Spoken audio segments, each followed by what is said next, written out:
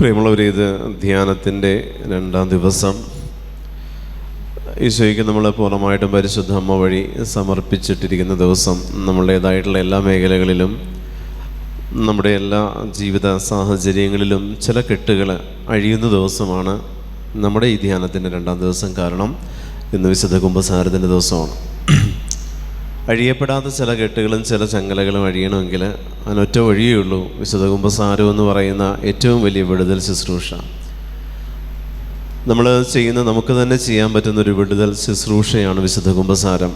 പൈശാചികതയാണ് പാപം ചെയ്യിക്കുന്നതെങ്കിൽ ഈ പൈശാചിക സ്വാധീനം നമ്മളിലുണ്ട് എന്നുണ്ടെങ്കിൽ ഈ പൈശാചികതയെ പുറത്താക്കുന്ന ഏറ്റവും വലിയ വിടുതൽ ശുശ്രൂഷയാണ് വിശുദ്ധ കുമ്പസാരം.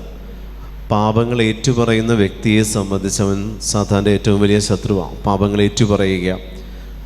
ഒരിക്കലും സാത്താൻ നമ്മളിൽ അവൻ്റെ അസ്തിത്വം, അവൻ്റെ വ്യക്തിത്വം നമ്മളിലുണ്ട് എന്ന ബോധ്യം അവൻ തരില്ല. മറഞ്ഞിരുന്ന് നമ്മളെ ആക്രമിക്കുന്ന ഒരു ശൈലിയാണ്. നമ്മളിൽ അവൻ വസിക്കുകയും ചെയ്യും, എന്നാൽ ഞാൻ എൻ്റെ ഉള്ളിലുണ്ട് എന്നുള്ള ബോധ്യം നമുക്ക് തരുകയില്ല. എല്ലാം ദൈവമാണ് എന്നുള്ള ബോധ്യമേ തരുള്ളൂ. എല്ലാം ദൈവത്താൽ പ്രേരിതമാണ് എന്നുള്ള ബോധ്യമേ തരുള്ളൂ. എല്ലാം ദൈവം ചെയ്യിപ്പിക്കുന്നുണ്ട് എന്നുള്ള ബോധ്യമേ തരുള്ളൂ. അത് സാത്താൻ്റെ ഏറ്റവും വലിയ കണിയാണ്. അവൻ നമ്മൾക്ക് തരുന്ന ഏറ്റവും വലിയൊരു ബോധ്യം എന്താണെന്നറിയോ? പ്രാർത്ഥിക്കാനുള്ള പ്രേരണ തരും, പ്രാർത്ഥിപ്പിക്കത്തില്ല. Hallelujah, hallelujah.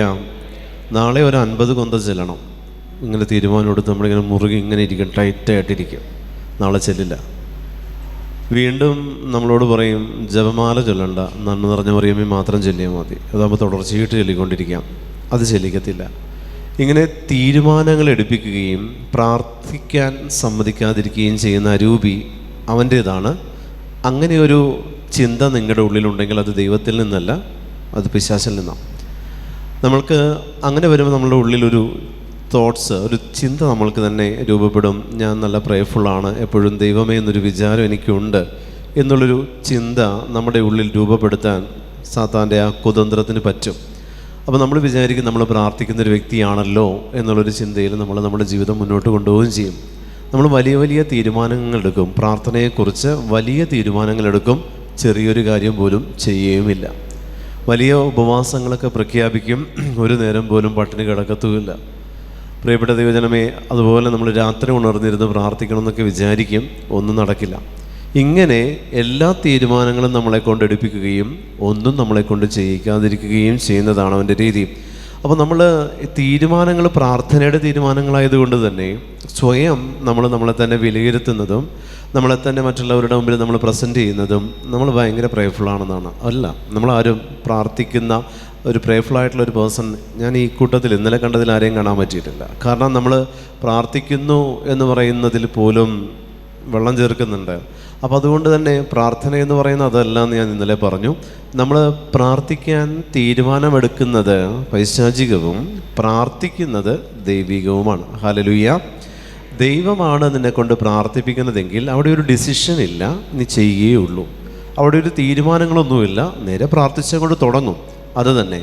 അതല്ലാതെ തീരുമാനമെടുത്ത് ഒരുങ്ങി താല്പര്യപൂർവ്വം എന്നെല്ലാം പറഞ്ഞ് നമ്മളിങ്ങനെ ഒരു എന്താ പറയുക, നമ്മൾ കണക്കുകൂട്ടലുകളല്ല പ്രാർത്ഥന. അത് ലൗകികമായിട്ടുള്ള കാര്യങ്ങൾക്കേ തീരുമാനങ്ങളുടെ ആവശ്യമുള്ളൂ. എൻ്റെ ദൈവത്തോട് എനിക്ക് തോന്നുന്ന വിശപ്പാണ് പ്രാർത്ഥന. ആ വിശപ്പ് അടക്കാൻ പ്രാർത്ഥിച്ചേ പറ്റൂ. ആ വിശപ്പ് അടങ്ങി. അങ്ങനെ ഒരു മനോഭാവത്തിൽ ദൈവവുമായിട്ട് അനുദിനം ഓരോ യാമങ്ങളിൽ നമ്മൾ കണ്ടുമുട്ടുമെങ്കിൽ 4 നേരത്തെ ഭക്ഷണം, എന്താ പറയുക, പ്രാർത്ഥന എന്ന് പറയുന്ന 4 യാമങ്ങളിലെ പകലും രാത്രിയുമാകുന്ന 4 യാമങ്ങളിലുള്ള ഭക്ഷണം നമുക്ക് കഴിക്കാൻ പറ്റിയാൽ അത് തന്നെയാണ് എൻ്റെ സ്പിരിച്വൽ ബോഡിക്ക് ആവശ്യമായിട്ടുള്ള പോഷക സമൃദ്ധമായിട്ടുള്ള ഭക്ഷണം. ഇത് തീരുമാനമെടുത്തല്ല നമ്മൾ ചെയ്യേണ്ടത്. ഒരിക്കലും പ്രാർത്ഥനകളിൽ തീരുമാനങ്ങളല്ല, പ്രാർത്ഥനകളിൽ പ്രവൃത്തിയാണ്, പ്രാവർത്തികമാക്കുകയാണ് പ്രാർത്ഥനയുടെ രീതി. അതുകൊണ്ട് പ്രിയമുള്ള ദൈവജനമേ, നമ്മൾ ഈ ധ്യാനത്തിൻ്റെ 2-ാം ദിവസം ഞാൻ പറഞ്ഞു, എല്ലാ കെട്ടുകളും നമ്മുടെ വ്യക്തി ജീവിതത്തിൽ സാത്താനായിട്ടിരിക്കുന്ന സകല കെട്ടുകളും അഴിയുന്ന ദിവസമാണ് 2-ാം ദിവസം. മറ്റൊന്നും കൊണ്ടല്ല, വിശുദ്ധ കുമ്പസാരത്തിൽ നമ്മുടെ പാപങ്ങൾ ഏറ്റുപറയുന്നത് കൊണ്ടും നമ്മൾ ചില പ്രത്യേക നിയമങ്ങൾ നമ്മൾ സമർപ്പിച്ചിട്ടിരിക്കുന്നതിന് കാരണമായിട്ട് നമ്മളിലുള്ള ചില പാപത്തിൻ്റെ ചങ്ങലകളോ കുടുംബത്തിൻ്റേതായിട്ടുള്ള ചില ചങ്ങലകളോ തലമുറ വഴിയുള്ള ചില പാപത്തിൻ്റെ വിഹിതങ്ങളോ ഉണ്ടെങ്കിൽ അതിന്ന് നമ്മളതിനെയെല്ലാം പ്രതിനിധീകരിച്ചുകൊണ്ട് ആ പാപങ്ങളെല്ലാം വിശുദ്ധ കുമ്പസാരക്കൂട്ടിൽ കർത്താവിന് നമ്മൾ കൊടുക്കുമ്പോൾ യേശുവിൻ്റെ തിരുരക്തത്താൽ നമ്മൾ കഴുകപ്പെടുന്ന ദിവസമാണിന്ന്. അതുകൊണ്ട് നിങ്ങൾ ഇന്നേ ദിവസം ക്ലാസ്സുകളും മറ്റും കേൾക്കുമ്പോൾ നിങ്ങൾക്ക് എന്തെങ്കിലും പാപത്തിൻ്റെ മേഖല നിങ്ങൾക്ക് ഓർമ്മ വരുന്നുണ്ടെങ്കിൽ നിങ്ങൾക്ക് മാത്രം മനസ്സിലാവുന്ന ഭാഷയിൽ അത് നോട്ട് ചെയ്യുക. അത് മറ്റാരും വായിച്ചാൽ അവർക്കൊന്നും മനസ്സിലാവാത്ത രീതിയിൽ നിങ്ങളുടേതായിട്ടുള്ള പാപത്തിൻ്റെ മേഖലകൾ ഇന്നേ ദിവസം നമ്മൾ പ്രാർത്ഥിക്കുമ്പോൾ, നമ്മൾ ധ്യാനിക്കുമ്പോൾ എന്തെങ്കിലും ദൈവത്തിൻ്റെ പരിശുദ്ധാത്മാവ് നിങ്ങളുടെ ഉള്ളിലൊരു പ്രേരണ തരുന്നുണ്ടെങ്കിൽ നിങ്ങളത് നോട്ട് ചെയ്യുക. അത് നിങ്ങൾ വിശുദ്ധ കുമ്പസാരത്തിൽ ഏറ്റു പറയുക. Hallelujah, hallelujah. വിശുദ്ധ പൗലോസ് അപ്പോസ്തലൻ ഫിലിപ്പിയർക്ക് എഴുതിയ ലേഖനം 2-ാം അധ്യായം 1 മുതലുള്ള തിരുവചനം. വിശുദ്ധ പൗലോസ് അപ്പോസ്തലൻ ഫിലിപ്പിയർക്ക് എഴുതിയ ലേഖനം 2-ാം അധ്യായം 1 മുതലുള്ള തിരുവചനമാണ് നമ്മളിപ്പോൾ ശ്രവിക്കുന്നത്. വിശുദ്ധ പൗലോസ് അപ്പോസ്തലൻ ഫിലിപ്പിയർക്ക് എഴുതിയ ലേഖനം 2-ാം അധ്യായം 1 മുതലുള്ള തിരുവചനം. ആകയാൽ ക്രിസ്തുവിൽ എന്തെങ്കിലും ആശ്വാസമോ സ്നേഹത്തിൽ നിന്നുള്ള സാന്ത്വനമോ ആത്മാവിലുള്ള കൂട്ടായ്മയോ എന്തെങ്കിലും കാരുണ്യമോ അനുകമ്പയോ ഉണ്ടെങ്കിൽ നിങ്ങൾ ഒരേ കാര്യങ്ങൾ ചിന്തിച്ചുകൊണ്ട് ഒരേ സ്നേഹത്തിൽ വർത്തിച്ച് ഒരേ ആത്മാവും ഒരേ അഭിപ്രായവുമുള്ളവരായി എൻ്റെ സന്തോഷം പൂർണ്ണമാക്കുവിൻ. പ്രിയമുള്ള ദൈവജനമേ, ക്രിസ്തുവിൽ എന്തെങ്കിലും ആശ്വാസമോ സ്നേഹത്തിൽ നിന്നുള്ള സാന്ത്വനമോ ആത്മാവിലുള്ള കൂട്ടായ്മയോ എന്തെങ്കിലും കാരുണ്യമോ അനുകമ്പയോ ഉണ്ടെങ്കിൽ, അതായത് ഇതൊന്നും കിട്ടാനുള്ള ചാൻസ് ഇല്ല നമ്മളെ സംബന്ധിച്ച്. കാരണം ഇതെല്ലാം ദൈവം നമ്മളോട് കാണിക്കുന്ന ദൈവത്തിൻ്റെ വ്യക്തിത്വങ്ങളാണെങ്കിൽ നമ്മുടെ പാപങ്ങൾ പലപ്പോഴും ദൈവത്തിൽ നിന്ന് കിട്ടാനുള്ള അനുഗ്രഹങ്ങളെ നമ്മളെ അയോഗ്യരാക്കുന്നുണ്ട്. നമ്മുടെ പാപങ്ങൾ മൂലം നമ്മളുടെ ദൈവത്തിൽ നിന്ദിച്ച് ജീവിക്കുന്നത് മൂലം ദൈവത്തിൽ നിന്ന് അനുഗ്രഹങ്ങൾ പ്രാപിക്കാൻ നമ്മളെ അയോഗ്യരാക്കുന്ന ചില തഴക്കദോഷങ്ങൾ നമ്മിലുണ്ട്. ഈ തഴക്കദോഷങ്ങളെ ഇല്ലായ്മ ചെയ്യാൻ സ്ലിഹ നമ്മളോട് പറയുന്നു. പൗലോസ് സ്ലിഹ ഫിലിപ്പിയരുടെ ലേഖനത്തിലൂടെ നമ്മളോട് പറയുന്നത് സ്നേഹത്തിൽ ഒന്നായി വർത്തിക്കണം. തലമുറയുടെ കെട്ടുകൾ, പൂർവീക ശാപങ്ങൾ, അല്ലെങ്കിൽ തലമുറ വഴിയുള്ള ചില പാപത്തിൻ്റെ ചങ്ങലകൾ, എൻ്റെ അപ്പൻ, എൻ്റെ അപ്പൂപ്പൻ, എൻ്റെ മാതാപിതാക്കൾ, അവരുടെ തലമുറകൾ ഒക്കെ ചെയ്തു വെച്ചിരിക്കുന്ന ചില പാപത്തിൻ്റെ കെട്ടുകളുണ്ട്. ഏറ്റുപറയാതെ മരിച്ചുപോയ പാപത്തിൻ്റെ കെട്ടുകൾ. നമ്മൾ പാപം ചെയ്തു, പക്ഷെ ഞാനത് എൻ്റെ മരണത്തിനു മുമ്പ് നല്ല കുമ്പസാരം നടത്തി ആ പാപത്തിൽ നിന്ന് വിടുതൽ പ്രാപിച്ച് നല്ല മരണം പ്രാപിച്ച് ഞാൻ ദൈവത്തിലേക്ക് പോയി എന്നുണ്ടെങ്കിൽ അത് എൻ്റെ അടുത്ത തലമുറയ്ക്കൊരിക്കലും ഞാൻ ചെയ്ത പാപങ്ങൾ ഒരിക്കലും ഭാരമാകുന്നില്ല. അത് അവരിലേക്ക് ശാപമായിട്ട് കടന്നു വരുന്നില്ല. പൂർവിക ശാപം എന്ന് പറയുന്നൊരവസ്ഥ അങ്ങനെയുള്ള മേഖലകളിലില്ല. ഞാൻ ഏത് പാപാവസ്ഥയിലൂടെ കടന്നുപോയാലും. എന്നാൽ എൻ്റെ പാപത്തിൽ, ഞാൻ ചെയ്ത പാപത്തെക്കുറിച്ച് വ്യക്തമായിട്ടുള്ള ബോധ്യം എനിക്കുണ്ടായിരിക്കെ ഞാൻ ആ പാപത്തിൽ തന്നെ തുടരുക, ഞാൻ ആ പാപത്തിൽ തന്നെ തുടർന്ന് അനുതപിക്കാതെ ആ പാപത്തിൽ തന്നെ ഞാൻ മരിക്കുന്ന അവസ്ഥ വന്നാലാണ്, പ്രിയപ്പെട്ട ദൈവജനമേ, ആ ആത്മാവിന് വേണ്ടി നിങ്ങൾ കൂടുതൽ പ്രാർത്ഥിക്കേണ്ടിയിരിക്കുന്നു. ആ ആത്മാവിന് വേണ്ടിയിട്ട്, ആ തലമുറകൾക്ക് വേണ്ടി നമ്മൾ കൂടുതലായിട്ട് പ്രാർത്ഥിക്കേണ്ടിയിരിക്കുന്നു. അവിടെ ദൈവത്തിൻ്റെ കരുണയുടെ ഒരു മുഖം നമ്മൾ കാണേണ്ടതുണ്ട്. അവിടെ ദൈവത്തിൻ്റെ കരുണയെ നമ്മൾ ക്ഷണിക്കേണ്ടതായിട്ടുണ്ട്. അത്തരത്തിൽ നമ്മളിലും ഇത്തരത്തിലുള്ള പാപത്തിൻ്റെ വാസനകൾ ഉണ്ടായിരിക്കെ ഏറ്റുപറയാതെ മുഴുവനും ദൈവത്തിന് പരിപൂർണ സമർപ്പണം വഴി നമ്മുടെ പാപകരമായിട്ടുള്ള ജീവിതവും പാപകരമായിട്ടുള്ള വാസനകളും അതിൻ്റെ എല്ലാ തഴക്കദോഷങ്ങളും വെറുത്തുപേക്ഷിക്കുന്ന തരത്തിൽ പൂർണ്ണ സമർപ്പണം, പരിപൂർണ സമർപ്പണം സാധ്യമാക്കണം. പ്രിയപ്പെട്ടവരെ, നമ്മൾ മരിക്കുമ്പോൾ നമ്മളുടെ ജീവിതത്തിൽ വന്നുപോയ പാപത്തിൻ്റെ ചങ്ങലകൾ ഒരിക്കലും നമ്മളെ ഭരിക്കരുത്.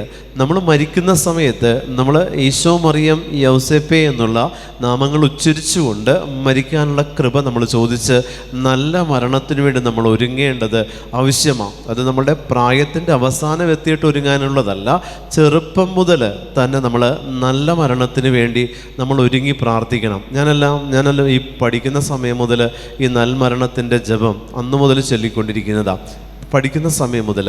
കാരണം നല്ല മരണത്തിന് വേണ്ടിയിട്ട് ഒരുങ്ങുക എന്ന് പറഞ്ഞാൽ നല്ല ജീവിതം ദൈവം ഒരുക്കി തരിക എന്നർത്ഥം.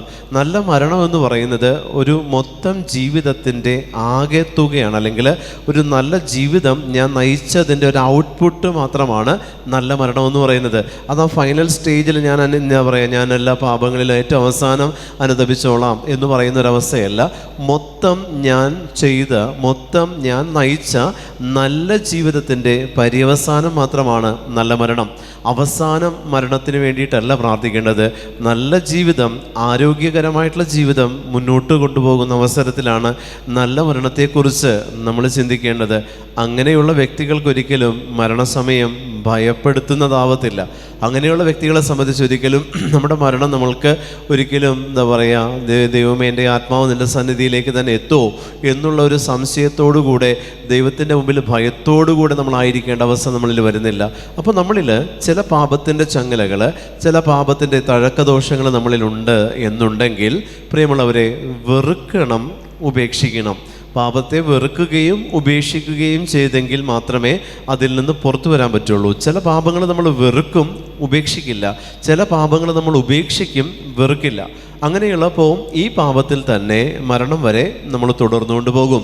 ഒരേ പാപം തന്നെ നിങ്ങൾ ആലോചിച്ച് നോക്കുക. ഒരു പാപം തന്നെ വർഷങ്ങളായി നിങ്ങൾ എന്താ പറയുക, നിങ്ങൾ തുടർന്നുകൊണ്ടിരിക്കുന്നുണ്ടെങ്കിൽ അത് പാപമല്ല. പാപത്തിൻ്റെ അടുത്ത സ്റ്റേജ്, തഴക്കദോഷം എന്ന് പറയുന്ന അവസ്ഥയിലേക്ക് അത് എത്തിക്കഴിഞ്ഞു. ഇത് നമ്മൾക്ക് ഏറ്റവും മാരകവും ഹാനികരവുമാണ് പ്രിയപ്പെട്ടവരെ. ഒരു പാപത്തിൽ തന്നെ നിങ്ങൾ വർഷങ്ങളായി തുടരുന്നു. ആ പാപത്തിൻ്റെ ആ നൈമിഷിക സുഖങ്ങൾ അനുഭവിച്ച് തന്നെ നിങ്ങൾ മുന്നോട്ട് പോകുന്നുണ്ടെങ്കിൽ അത് പാപമെന്നുള്ള സ്റ്റേജ് മാറി പ്രിയപ്പെട്ടവരെ. അത് നിന്നിൽ സാത്താൻ ഒരു കുടില് കെട്ടി താമസിക്കുന്നതിന് തുല്യമാണ്. അവൻ എപ്പോൾ വേണമെങ്കിലും നിന്നെ ഈ പാപത്തിന് വേണ്ടിയിട്ട് ഉപയോഗിക്കാം. ആ സാഹചര്യം അവൻ നിനക്ക് ഒരുക്കി തരികയും ചെയ്യും. അത് ചിലപ്പോൾ നമ്മുടെ സ്വഭാവത്തിലായിരിക്കും, നമ്മളിൽ തന്നെയുള്ള ചില പെരുമാറ്റത്തിലായിരിക്കും, നമ്മുടെ രീതിയിലായിരിക്കും, പ്രവൃത്തിയിലായിരിക്കാം. പക്ഷേ ഒരു പാപം വർഷങ്ങളായി ഞാൻ ചെയ്യുന്നതുണ്ട്. ചില പാപങ്ങൾ ഞാൻ അടുത്ത നാളിലേക്ക് വേണ്ടി പ്രോഗ്രാം ചെയ്തു വെച്ചിരിക്കുന്നതുണ്ട്. ആ പാപത്തിൻ്റെ സാഹചര്യം എനിക്ക് കിട്ടിയിട്ടില്ല, പക്ഷെ സാഹചര്യം വന്നാൽ എന്ന് പറഞ്ഞുകൊണ്ട് നമ്മൾ പ്രോഗ്രാം ചെയ്ത് ചാർട്ട് ചെയ്ത് വെച്ചിരിക്കുന്ന പാപത്തിൻ്റെ ലിസ്റ്റുണ്ട്. അത് ഇങ്ങനെ ഒരു സാഹചര്യം വന്നാൽ ഈ തെറ്റ് ഞാൻ ചെയ്യും എന്ന് നമ്മൾ പ്രോഗ്രാം ചെയ്യിപ്പിക്കുന്ന ഒരു സ്പിരിറ്റ് നമ്മുടെ ഉള്ളിലുണ്ട്. അവൻ നമ്മെ ധ്യാനിപ്പിക്കുന്നുണ്ട്. ഈ ഈവിൾ സ്പിരിറ്റ് നമുക്ക് ഒരു ധ്യാനം തരുന്നുണ്ട്. അവൻ്റെ ധ്യാനം, പരിശുദ്ധാത്മാവിൻ്റെ അല്ല, അവനൊരുക്കുന്ന ഒരു മെഡിറ്റേഷൻ അവൻ നമുക്ക് തരും. ആ മെഡിറ്റേഷനിൽ അവൻ നമുക്ക് ചില ബോധ്യങ്ങൾ തരും. ഇതിങ്ങനെ നീ ആലോചിച്ചു വെച്ചോ, അവസരം ഞാൻ തരാം. അപ്പോൾ നമ്മൾ ഈ പാപത്തെക്കുറിച്ച്, നമ്മൾ ഇതിനെക്കുറിച്ച് ഇങ്ങനെ നമ്മളുടെ എന്താ പറയുക, മനസ്സിൻ്റെ എല്ലാ തലങ്ങളിലും നമ്മൾ ജോലി ചെയ്യുമ്പോഴും പ്രാർത്ഥിക്കുമ്പോഴെല്ലാം ഇതിങ്ങനെ പ്രോഗ്രാം ചെയ്യുന്നത് നമുക്ക് തന്നെ അനുഭവിച്ചറിയാൻ പറ്റും. ചിലപ്പോൾ അത് റിയൽ ലൈഫിൽ അത്രയും ഭംഗിയായിട്ട് ചെയ്യാൻ പറ്റില്ല, പക്ഷെ മനസ്സിൽ അതിൻ്റെ ഏറ്റവും പൂർണ്ണതയിൽ ചില പാപങ്ങളെ നമ്മളിങ്ങനെ പ്രോഗ്രാം ചെയ്തു വയ്ക്കും. ഈ പാപങ്ങൾ പ്രോഗ്രാം ചെയ്ത് ഇത് ചെയ്യേണ്ട സാഹചര്യങ്ങൾക്ക് വേണ്ടി നമ്മളെ തന്നെ ഒരുക്കുന്ന സാത്താൻ്റെ ഒരു തന്ത്രമുണ്ട്. അപ്പോൾ എന്താ പ്രിയപ്പെട്ടവരെ, ഈ പ്രോഗ്രാം ചെയ്യുന്ന അന്നു മുതൽ ഈ പാപം ചെയ്യുന്ന അന്ന് വരെ, ചിലപ്പോൾ ഒരു വർഷം വരെ എടുത്തേക്കാം. ഞാൻ പറയുക, ആ ഒരു വർഷക്കാലം നമ്മളുടെ ഫുൾ കൺട്രോള് അവൻ ഏറ്റെടുക്കാൻ പറ്റിയില്ലേ? നമ്മുടെ മുഴുവൻ കൺട്രോളും ഈ സ്പിരിറ്റിന്, ഈ അരൂപിക്ക് ഏറ്റെടുക്കാൻ പറ്റി. ആ അരൂപി നമ്മുടെ മുഴുവൻ കൺട്രോൾ ഏറ്റെടുത്ത് കഴിയുമ്പോൾ ഈ ഒരു വർഷക്കാലം യേശുവിൻ്റെ ഒരു സാന്നിധ്യവും നമ്മുടെ വ്യക്തി ജീവിതത്തിലേക്ക് വന്നിട്ടില്ല, വരുന്നില്ല. അതിനുള്ള സാഹചര്യവും അതിനുള്ള അവസരവും അവൻ നമുക്ക് തരില്ല. Hallelujah, hallelujah, hallelujah. അതുകൊണ്ട് യേശുവിൻ്റെ മുൻപിൽ നമ്മുടെ പാപങ്ങൾ മാത്രമല്ല നമ്മൾ ചിന്തിക്കേണ്ടത്, ചില ഇതുപോലെ നമ്മൾ പ്ലാൻ ചെയ്യുന്ന പാപത്തിൻ്റെ അവസ്ഥകൾ നമ്മളിലുണ്ട്. നമ്മുടെ പാപങ്ങൾ, ചെയ്തു പോയ പാപങ്ങൾ ചിന്തിക്കുന്നതിനോടൊപ്പം പ്ലാൻ ചെയ്യുന്ന പാപങ്ങളുണ്ട്. നമ്മൾ പ്ലാൻ ചെയ്തു വെച്ചിരിക്കുന്ന പാപങ്ങൾ. ഇതിങ്ങനെ ആകും, ഒരാളെ നശിപ്പിക്കാൻ, ചില ജോലിയിൽ എനിക്ക് സ്ഥാനക്കയറ്റം കിട്ടാൻ, എനിക്ക് എൻ്റെ കൂടെയുള്ള ആ വ്യക്തിയെ എങ്ങനെ അടിച്ചു താഴ്ത്തിയിടണം, ചില വ്യഭിചാരത്തിൻ്റെ മേഖലകൾ, പ്രമാണ ലംഘനങ്ങളുടെ മേഖലകൾ, സ്വത്ത് തർക്കത്തിൻ്റെ പേരിൽ മാതാപിതാക്കൾക്കെതിരെ നമ്മൾ സ്വരുക്കൂട്ടുന്ന ചില പാപത്തിൻ്റെ മേഖലകൾ, ചില കൊലപാതകം, നാവ് കൊണ്ട് നടത്തുന്ന ചില കൊലപാതകങ്ങളുണ്ട്. നേരിട്ട് കിട്ടിയാൽ തല്ലിക്കൊല്ലാൻ പറ്റാത്തത് കൊണ്ട് നാവ് കൊണ്ട് വധിച്ചു കൂട്ടുന്ന ചില കൊലപാതകങ്ങൾ. ഇങ്ങനെ ഇതെല്ലാം നമ്മൾ പ്ലാൻ ചെയ്ത് വെച്ചിരിക്കുക. അത് എപ്പോഴെങ്കിലും എൻ്റെ മുമ്പിൽ വരട്ടെ, ഞാൻ കാണിച്ചു കൊടുക്കാം. ഇത് സാത്താൻ നമ്മുടെ കൺട്രോള് ആ ഒരു നിശ്ചിത കാലത്തേക്ക് ഏറ്റെടുക്കുക. അപ്പോൾ നമ്മുടെ പാപം എന്ന് പറയുന്നത് ഒരു തവണ ചെയ്യുകയാണെങ്കിൽ, ഒരു തവണ ചെയ്യുന്നതേ പാപമാകുന്നുള്ളൂവെങ്കിൽ പാപത്തെക്കുറിച്ചുള്ള ബോധം അല്ലെങ്കിൽ ബോധ്യം, പാപം ചെയ്യാനുള്ള പ്രേരണ നിത്യവും, അതായത് ഓരോ ഡേ ബൈ ഡേ, ഓരോ സെക്കൻഡ് ബൈ സെക്കൻഡ്സിലും നമ്മളെ പാപിയാക്കി മാറ്റിക്കൊണ്ടിരിക്കും. അപ്പോൾ ദൈവാത്മാവ് നമ്മളിൽ നിറയാൻ ഈ ഒരു ചിന്ത ഒരിക്കലും നമ്മെ അനുവദിക്കില്ല. ദൈവാത്മാവിൻ്റെ പ്രവർത്തനം നമ്മളിൽ പൂർത്തീകരിക്കാൻ ഈ ഒരു തോട്ട്സ് ഉള്ള വ്യക്തികളെ സംബന്ധിച്ച് ഒരിക്കലും പറ്റില്ല. കാരണം ഫുൾ ടൈം ഈ പാപത്തെക്കുറിച്ച്, ഈ ഒരു ദ്രോഹത്തെക്കുറിച്ച്, അല്ലെങ്കിൽ ഇങ്ങനെ ചാർട്ട് ചെയ്ത് വെച്ചിരിക്കുന്ന ചില എന്താ പറയുക തെറ്റായ തീരുമാനങ്ങളെക്കുറിച്ച് എല്ലാ ദിവസവും നമ്മൾ ചിന്തിച്ചുകൊണ്ടിരിക്കുക, നമ്മൾ അതിനെക്കുറിച്ച് ആലോചിച്ചുകൊണ്ടിരിക്കുക. അപ്പോൾ നമ്മുടെ ആലോചനകളിലും മനസ്സിലും തീരുമാനങ്ങളിലും സാത്താൻ ചാർജ് എടുത്തില്ലേ? അപ്പോൾ ഞാനെന്ന് പറയുന്ന വ്യക്തിയുടെ ഫിസിക്കൽ ബോഡിയിലും എൻ്റെ മെൻ്റൽ സ്ട്രെങ്ത്തിലും എൻ്റെ ആലോചനകളിലെല്ലാം ഈ സ്പിരിറ്റ് ഏറ്റെടുത്തു, എന്നെ പൂർണ്ണമായിട്ട് ഏറ്റെടുത്തു. ഇതാണ് പ്രിയപ്പെട്ട ദൈവജനമേ പൈശാചികതയുടെ ഒരു പൂർണ്ണ രൂപമെന്ന് പറയുന്നത്. ഇവിടെയാണ് വിശുദ്ധ കുമ്പസാരത്തിൻ്റെ പ്രസക്തി. വിശുദ്ധ കുമ്പസാരത്തിൻ്റെ പ്രസക്തി ഇവിടെയാണ്. ഞാൻ പാപങ്ങൾ വിശുദ്ധ കുമ്പസാരക്കൂട്ടിൽ തമ്പുരാൻ കർത്താവിനോട് ഏറ്റു പറയുമ്പോൾ അതിനെ എൻ്റെ മനസ്സിൻ്റെ, ആത്മാവിൻ്റെ, ശരീരത്തിൻ്റെ, ജീവിതത്തിൻ്റെ എല്ലാ തുറകളിലും നിന്ന് ഞാൻ ഏറ്റുപറയണം, ഉപേക്ഷിക്കണം. അതാണ് വിശുദ്ധ കുമ്പസാരം. എൻ്റെ ആത്മാവിൻ്റെ, മനസ്സിൻ്റെ, ശരീരത്തിൻ്റെ, ജീവിതത്തിൻ്റെ എല്ലാ അവസ്ഥകളിലും നിന്ന് ഞാൻ അതിനെ വെറുത്ത് ഉപേക്ഷിച്ച് ഏറ്റുപറയുന്നിടത്ത് കുമ്പസാരം നമ്മളെ സംബന്ധിച്ച് വിടുതൽ ശുശ്രൂഷയാണ്. Hallelujah, hallelujah, hallelujah. നമുക്കല്ലെങ്കിൽ ഞാൻ പറഞ്ഞില്ലേ, ഒരു പാപമേ ഞാൻ ചെയ്തിട്ടുള്ളൂ എന്ന നമ്മുടെ എല്ലാം വിചാരം. ഞാൻ തെറ്റ് ചെയ്തു, ഞാൻ പാപം ചെയ്തു, ഞാൻ ഒരാളെ ദ്രോഹിച്ചു. പക്ഷേ ഈ ദ്രോഹം എന്ന് പറയുന്നതിൻ്റെ ഫൈനൽ ഡെസ്റ്റിനേഷൻ പോയിൻ്റാണ്. ഈ ദ്രോഹത്തിലേക്ക് ഞാൻ ട്രാവൽ ചെയ്ത വഴികളെല്ലാം ഈ ദ്രോഹത്തിനേക്കാൾ മാരകമായിട്ടുള്ള പ്രോഗ്രാമിംഗ് ആണ് എൻ്റെ ആത്മാവിൽ ഈ സാത്താൻ നടത്തി വെച്ചത്. തെറ്റൊന്നേ ഉള്ളൂ, പക്ഷെ തെറ്റ് ചെയ്യിച്ച വഴികളും അതിനു വേണ്ടിയിട്ടുള്ള ആലോചനകളിലൂടെ ഞാൻ കടന്നുപോയതാണ് തെറ്റിനേക്കാൾ വലിയ മാരകാവസ്ഥയിലേക്ക് എന്നെ കൊണ്ടുചെന്ന് എത്തിക്കുന്നത്. Hallelujah, hallelujah, hallelujah, hallelujah. മാത്സര്യമോ വ്യർത്ഥാഭിമാനമോ മൂലം നിങ്ങളൊന്നും ചെയ്യരുത്. പ്രിയപ്പെട്ടവരെ, ഇതിൽ പറയുന്നു, മറിച്ച് ഓരോരുത്തരും താഴ്മയോടെ മറ്റുള്ളവരെ തങ്ങളെക്കാൾ ശ്രേഷ്ഠരായി കരുതട്ടെ. മറ്റുള്ളവർ ഓരോരുത്തരും താഴ്മയോടെ മറ്റുള്ളവരെ തങ്ങളെക്കാൾ ശ്രേഷ്ഠമായി കരുതട്ടെ. മാത്സര്യമോ മറ്റെന്തെങ്കിലും മൂലമോ നിങ്ങൾ വ്യർത്ഥാഭിമാനമോ മൂലം നിങ്ങൾ ഒന്നും ചെയ്യരുത്. നമ്മൾ ഏറ്റവും കൂടുതൽ പാപത്തിൻ്റെ മേഖല, അല്ലെങ്കിൽ പാപം ചെയ്യാൻ, ദ്രോഹിക്കാൻ നമ്മൾക്കൊരു സ്വാതന്ത്ര്യം ഉണ്ടാവണം. പ്രിയമുള്ള ദൈവജനമേ, ദൈവം ചിലയിടങ്ങളിലെല്ലാം നമ്മുടെ സ്വാതന്ത്ര്യത്തെ കർത്താവ് കെട്ടിയിടും. സ്വാതന്ത്ര്യം തരില്ല. ചില സ്ഥലങ്ങളിലെല്ലാം നമ്മൾക്കൊന്ന് വാ തുറക്കാൻ പറ്റില്ല. അതിന് നിങ്ങൾ സന്തോഷിക്കുക. കാരണം ആ സാഹചര്യത്തിൽ നമ്മൾ ചെയ്യാൻ സാധ്യതയുള്ള ചില പാപത്തിൻ്റെ ചങ്ങലകളിൽ നിന്നാണ് കർത്താവ് നമ്മളെ വിടുവിക്കുന്നത്. ഈ പാപം ചെയ്യാനും ഈ പാപത്തിൻ്റെ സാഹചര്യങ്ങൾ ഉണ്ടാക്കാനും നമുക്കൊരു സ്വാതന്ത്ര്യം ആവശ്യമുണ്ട് നമ്മുടെ ജീവിതത്തിൽ. ഈ സ്വാതന്ത്ര്യം ഏറ്റവും കൂടുതൽ എടുക്കുന്നത് എവിടെയാണ്? കുടുംബജീവിതത്തിലാണ്. ഞാൻ ഒരു പാപം ചെയ്യണമെങ്കിൽ എനിക്ക് സ്വാതന്ത്ര്യം ഉണ്ടാവണം. ഒന്നാം പ്രമാണം ഞാൻ ലംഘിക്കുകയാണ്. ആദ്യത്തെ 3 കൽപ്പന ഒന്നാം പ്രമാണം തന്നെയാണ്. പ്രമാണം 1, 3 കൽപ്പനകളാണ്. പിതാവിന്, പുത്രന്, പരിശുദ്ധാത്മാവിന് ഞാൻ ഡയറക്റ്റ് ചെയ്യുന്ന പാപം. നിൻ്റെ ദൈവമായ കർത്താവ് ഞാനാകുന്നു, ഞാനല്ലാതെ മറ്റൊരു ദൈവം നിനക്കുണ്ടാകരുത്. കർത്താവിൻ്റെ നാമവും ദിവസവും വിശുദ്ധിയോടെ നീ കാക്കണം. ഇങ്ങനെ 3 കൽപ്പനകൾ ദൈവം നമുക്ക് തന്നു. ആദ്യത്തെ 3 ഡയറക്റ്റ് ദൈവത്തോടുള്ളതാണ്. ബാക്കിയുള്ളതേ ഭൂമിയിൽ പാലിക്കേണ്ടതായിട്ടുള്ളൂ. ആദ്യത്തെ 3 ഡയറക്റ്റ് സ്വർഗത്തോടുള്ളതാണ്. അത് പാലിക്കേണ്ടത് സ്വർഗത്തിനോട് ഡയറക്റ്റാണ്. 4 മുതൽ 10 വരെയുള്ള കൽപ്പനകൾ ഭൂമിയിൽ ജീവിക്കുമ്പോൾ നിനക്ക് ആവശ്യമുള്ളതാണ്. അപ്പോൾ ഈ 3 കൽപ്പനകൾ ഞാൻ ആദ്യമേ ലംഘിക്കണമെങ്കിൽ കൂടെ എനിക്കൊരു സ്വാതന്ത്ര്യം ഉണ്ടാവണം. ആ കൽപ്പനകൾ ലംഘിക്കാൻ എനിക്കൊരു സ്വാതന്ത്ര്യം ഉണ്ടാവണം. ഇതാണ് പാപത്തിലേക്ക് നമ്മളെ ഏറ്റവും ആദ്യം പാപത്തിലേക്ക് നമ്മളെ നയിക്കുന്നത്. ഈ സ്വാതന്ത്ര്യമാണ്, അതിര് കവിഞ്ഞ സ്വാതന്ത്ര്യം. 4 മുതൽ 10 വരെയുള്ള കൽപ്പനകൾ നിങ്ങളെടുത്തേ. ഇതിൽ ആ 4ാമത്തെ കൽപ്പന, ദൈവം കഴിഞ്ഞാൽ 4ാമത്തേത് മാതാപിതാക്കളിലേക്ക് എത്തി നിൽക്കുന്നുണ്ടെങ്കിൽ അവിടെ ഞാൻ ആ മാതാപിതാക്കൾക്കെതിരെ ചിന്തിക്കണമെങ്കിലും അവരിൽ എനിക്കൊരു സ്വാതന്ത്ര്യമുള്ളത് കൊണ്ടാണ്.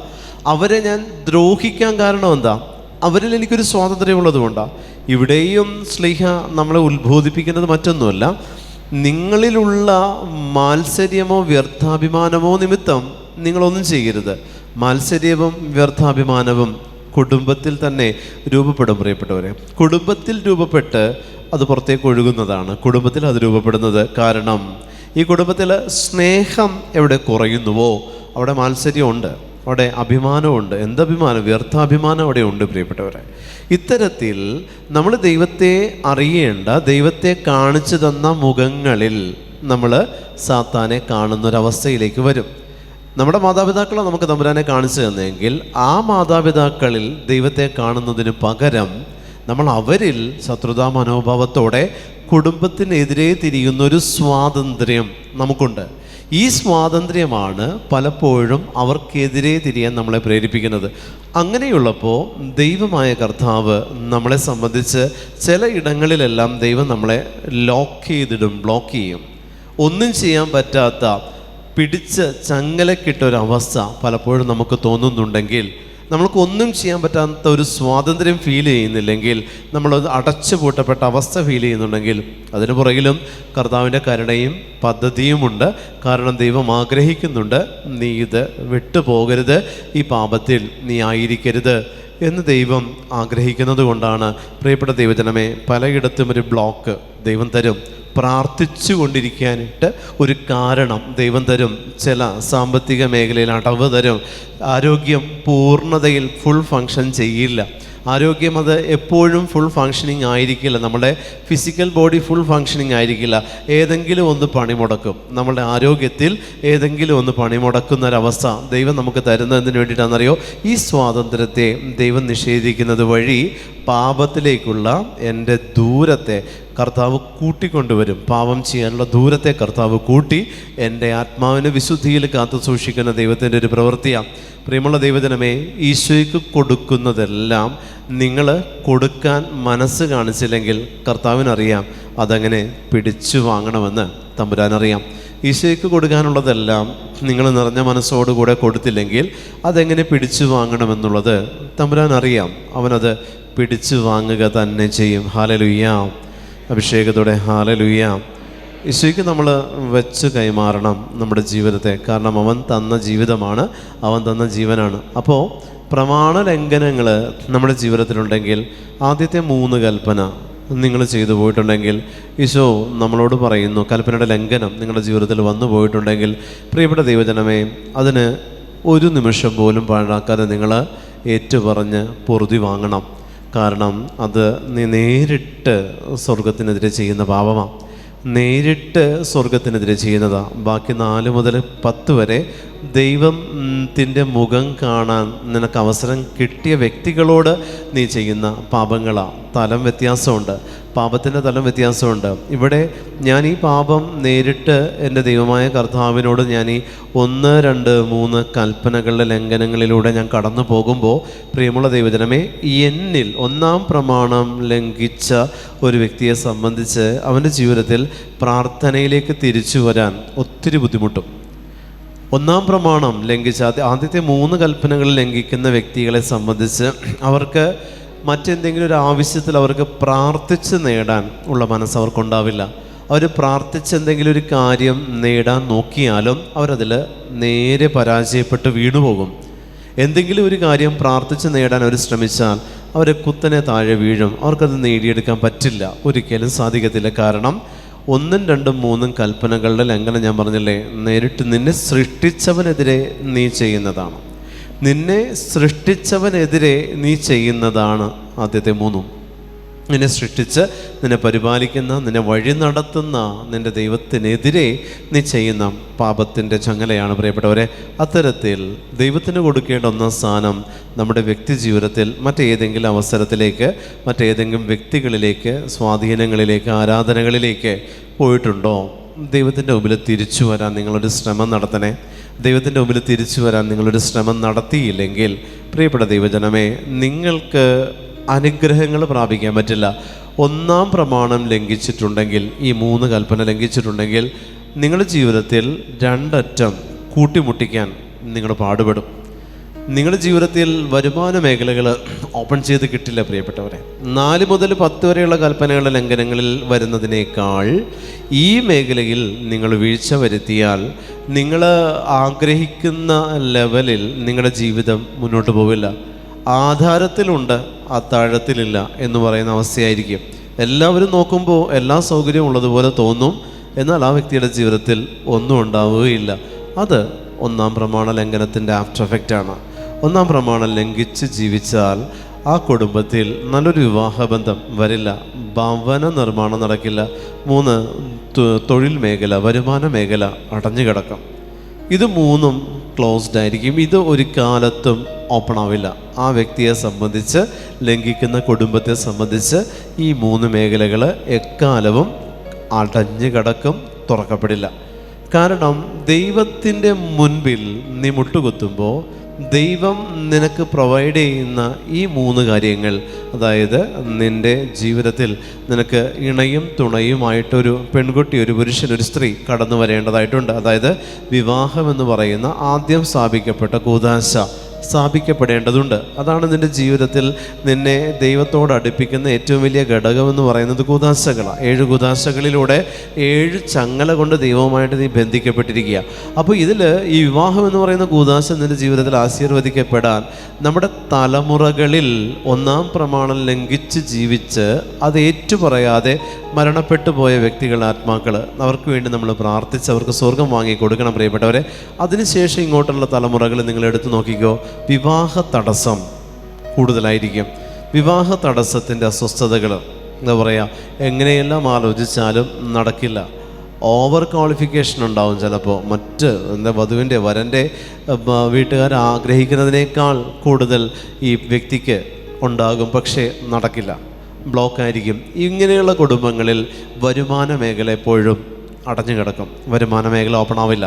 വരുമാന മേഖല ഓപ്പൺ ആയാലും അതിൽ നിന്നും ഒന്നും നിങ്ങൾക്ക് നീക്കിയിരിപ്പുണ്ടാവില്ല. നിങ്ങൾ ഒത്തിരി നേടും, പക്ഷെ നിങ്ങൾ പിറ്റേ ദിവസം നോക്കിയാൽ അതൊന്നും നിങ്ങളുടെ വീട്ടിൽ ഉണ്ടാവില്ല. എല്ലാം വറ്റിയിട്ടുണ്ടാവും. നമ്മൾ ചോദിക്കും, നമ്മൾ ചിന്തിക്കും, ഇതെല്ലാം എങ്ങോട്ട് പോയി, ഈ പൈസയെല്ലാം എങ്ങനെ ചിലവാകുന്നു എന്ന് നമ്മൾ ചിന്തിക്കുന്ന തരത്തിൽ ബ്ലോക്ക് കിടക്കും. പ്രിയമുള്ളവരെ, ഈ ഒന്നാം പ്രമാണത്തിൻ്റെ പ്രത്യേകത, കുടുംബത്തിൽ ഏതെങ്കിലും ഒരെണ്ണം ലംഘിക്കുന്നുണ്ടാവും, നമ്മളറിയുന്നില്ല. ഈ ബ്ലോക്ക് കുടുംബത്തിൽ കിടക്കും. നമ്മുടെ മക്കൾ അവർ ഒരു ബിസിനസ്സോ അവരെന്തെങ്കിലും സ്വന്തമായിട്ടൊരു വരുമാന മേഖല എന്തെങ്കിലും ഓപ്പൺ ചെയ്യാൻ നോക്കിയാലും പ്രിയപ്പെട്ടവരെ ഒന്നും നടക്കില്ല. അവർ ഇൻ്റർവ്യൂ എല്ലാം അറ്റൻഡ് ചെയ്യും, ഒന്നിലും അവർ ക്വാളിഫൈ ചെയ്യില്ല. ഇതിന് കാരണം ദൈവത്തിന് കൊടുക്കേണ്ടത് ദൈവത്തിന് കൊടുത്താൽ, അതായത് ആരാധന, ദൈവത്തിന് കൊടുക്കേണ്ട ആരാധനകൾ നീ എപ്പോഴെല്ലാം ബ്ലോക്ക് ചെയ്ത് മറ്റെന്നിലേക്കെങ്കിലും ദൈവത്തിന് കൊടുക്കേണ്ട ആരാധന നീ വഴിമാറ്റി ചെലവഴിച്ചിട്ടുണ്ടോ, നിനക്ക് തരേണ്ട അനുഗ്രഹത്തെയും ദൈവം പിടിച്ചു വയ്ക്കും. Hallelujah, hallelujah. നിൻ്റെ ദൈവമായ കർത്താവ് ഞാൻ. ദൈവം നമ്മളോട് കൽപ്പിച്ചത് ഞാനാണ്. അതിൽ ദൈവത്തിനൊരു സ്വാർത്ഥതയുണ്ട്. അവിടെ ദൈവത്തിനൊരു സ്വാർത്ഥതയുണ്ട്. അത് വഴിമാറ്റി വിട്ടാൽ കർത്താവിൻ്റെ വിധം മാറും. അത് വഴിമാറ്റി ചെലവഴിക്കരുത് പ്രിയപ്പെട്ടവരെ. അത് ദൈവത്തിൻ്റെ സ്വാർത്ഥതയാണ്. നിൻ്റെ ദൈവമായ കർത്താവ് ഞാനെന്ന് പറയുന്ന അവൻ്റെ സ്വാർത്ഥതയാണ്. നമ്മളെല്ലാം അവനെ ആരാധിക്കണമെന്നല്ല, അവൻ മക്കളെന്ന് നമ്മളെ വിളിച്ചിട്ടില്ലേ. അപ്പോൾ അപ്പനോട് കാണിക്കുന്ന സ്നേഹത്തിൽ കുറവ് വന്ന് അപ്പം സഹിക്കുമോ? അത്രയേ ഉള്ളൂ. അപ്പോൾ അപ്പന് കൊടുക്കേണ്ടതിൽ ഒരിക്കലും കുറവ് വരുത്തരുത്. തമ്പുരാന് കൊടുക്കുന്നതിൽ ഒരിക്കലും കുറവ് വരുത്തരുത്. ആരാധനയിൽ കുറവ് വരുത്തരുത്. ആരാധന അതിൻ്റെ പൂർണ്ണതയിൽ ദിവസവും ത്രിയേക ദൈവത്തിന് കിട്ടിയിട്ടുണ്ടാവണം. പ്രാർത്ഥനയല്ല ആരാധന. ഹല്ലേലൂയ. പ്രാർത്ഥിക്കുമ്പോൾ അതിലൊരു 10 നിയോഗം തിരികെ കയറ്റും. നമ്മൾ പ്രാർത്ഥിക്കുമ്പോൾ അതിനകത്ത് നിയോഗമില്ലാത്തൊരു പ്രാർത്ഥന എന്ന് കണ്ടുപിടിക്കാൻ ബുദ്ധിമുട്ടാണ്. ഏത് പ്രാർത്ഥന ചൊല്ലിയാലും നിയോഗം കൂട്ടിച്ചേർക്കാൻ ഒരു കോളം, അതിനകത്ത് ഒരു ബ്ലാങ്ക് സ്പേസ് ഇട്ടിട്ടുണ്ടാവും നിയോഗങ്ങൾ കയറ്റാൻ. അപ്പോൾ ആ പ്രാർത്ഥനയുടെ മൊത്തം സ്ട്രക്ചർ മാറി, അതിൻ്റെ ടെക്സ്ചറിൽ പോലും അഴുക്ക് കയറി. പ്രിയപ്പെട്ട ദൈവജനമേ, അങ്ങനെ വരുമ്പോൾ പ്രാർത്ഥന വെറുതെയാണ്. അതിൽ ദൈവത്തിനൊന്നും കിട്ടുന്നില്ല. പ്രാർത്ഥനയിൽ നിന്ന് ദൈവം ഒന്നും സ്വീകരിക്കുന്നില്ല. കാരണം പ്രാർത്ഥനകളെല്ലാം നിയോഗങ്ങളെന്ന് പറയുന്ന ആ ഒരു ഐഡിൽ, ആ ഒരു വിഗ്രഹം നമ്മുടെ പ്രാർത്ഥനയും കൊണ്ട് പോവുക, ദൈവത്തിന് കിട്ടുന്നില്ല. അപ്പോൾ ദൈവത്തിന് കൊടുക്കാൻ എന്താ ഉള്ളത്? ആരാധനയാണ്. ആരാധനയിൽ പല വിചാരമില്ല, ആരാധനയിൽ അശ്രദ്ധയുണ്ടാവില്ല, ആരാധനകളിൽ ഒരിക്കലും പല വിചാരമില്ല. ദൈവത്തെ സ്തുതിച്ച് ആരാധിക്കണം. ചെയ്യുന്ന പ്രവൃത്തികളെല്ലാം ദൈവാരാധനയായിട്ട് തമ്പുരാന് നിങ്ങൾ സമർപ്പിക്കണം, സ്വർഗത്തിന് സമർപ്പിക്കണം. ആരാധന ദിവസവും നീ ചെയ്യണം. അത് അതിരാവിലെ ഉണർന്ന് ചെയ്യണം.